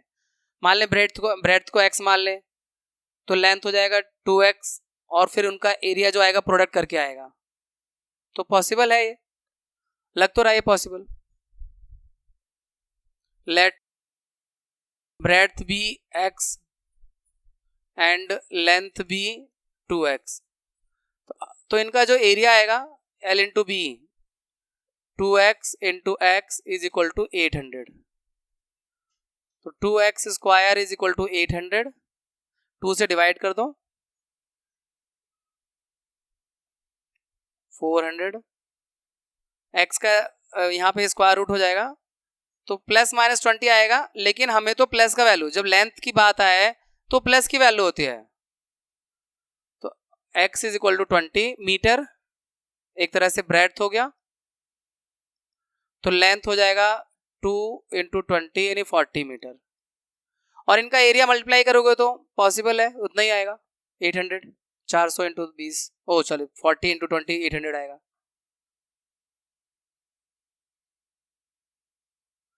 Next, is the following situation possible, if so determine their present age. क्या यह स्थिति संभव है? जरा देखते हैं क्या स्थिति है। Sum of the ages of 2 friend is 20 year, 2 मित्रों की एज का सम 20 है। 4 years ago, और 4 साल पहले the product of their edges in year was 48, 4 साल पहले उनकी एज का प्रोडक्ट 48 था। पॉसिबल नहीं है, लगता है कि ये पॉसिबल नहीं है, पर हम इसे मानकर चलते हैं स्टार्टिंग में कि ये पॉसिबल है, और इक्वेशन बनाते हैं, और इक्वेशन बनाने के बाद डी चेक कर लेंगे। बी स्क्वायर माइनस 4ac की वैल्यू अगर 0 या फिर पॉजिटिव हुई वही रियल रूट्स के लिए तो ठीक है, अगर नेगेटिव हुई तो फिर नहीं है पॉसिबल ना, नो रियल रूट एग्जिस्ट। तो मान लेते हैं दोनों फ्रेंड का एज का सम अगर 20 है, तो अगर एक फ्रेंड x ईयर का है, आप बताएं, अगर एक फ्रेंड की एज x है तो इस क्वेश्चन के अकॉर्डिंग दूसरे फ्रेंड की एज क्या होनी चाहिए? वेरी गुड, शाबाश। Anybody else? हाँ, तो एक अगर x होगा दूसरा 20 माइनस x होगा। भाई दोनों का सम किस लिए दिया हुआ है फिर? ऐसा थोड़ा बोला है कि उसका एक फ्रेंड उसके एज का डबल है, ऐसा कुछ बोला नहीं है। जो लॉजिक दिया हुआ, जो इंफॉर्मेशन दी है इसी का इस्तेमाल करें। Let age of one friend be x, then age of other friend be 20 minus x, क्योंकि दोनों का सम दिया हुआ है ना भाई, 20 स्क्वायर। अब देखो अकॉर्डिंग टू सिचुएशन हम 4 साल बाद पहले चलते हैं। 4 साल पहले ये जो एज फ्रेंड की होगी वो x माइनस 4 होगी, कम कर दो 4। दूसरे फ्रेंड की भी 4 साल पहले कमी होगी, 20 माइनस x माइनस 4, और इनकी एज का प्रोडक्ट 48 है, ऐसा बोला हुआ है 4 साल पहले था। अब इक्वेशन बनाते हैं, x minus 4 16 minus x is equal to 48। x का मल्टीप्लाई करोगे 16 से 16x माइनस एक्स स्क्वायर, फिर माइनस 64 प्लस 4x, और 48 को भी इधर ले आओ। एक्स स्क्वायर 4 और 16 20, 48 और 64 है ना, कितना 8 12 का 2 एक कैरी ओवर 112 ये आ रहा है। तो आप -1 से पहले तो इंटू कर दो पूरी इक्वेशन में एक्स स्क्वायर के कोफिशिएंट को पॉजिटिव करने के लिए। तो x square minus 20x plus 112 is equal to 0। अब यहां से बी स्क्वायर माइनस 4ac की वैल्यू फाइंड करो। B square minus real root exist करते हैं या नहीं करते हैं, ये पॉसिबल है या नहीं पॉसिबल है, इसको चेक करने के लिए। बी मतलब -20 4ac 400 माइनस 448 नेगेटिव वैल्यू आ रही है तो नॉट पॉसिबल, ये सिचुएशन संभव नहीं है कि -48 आ रहा है ना।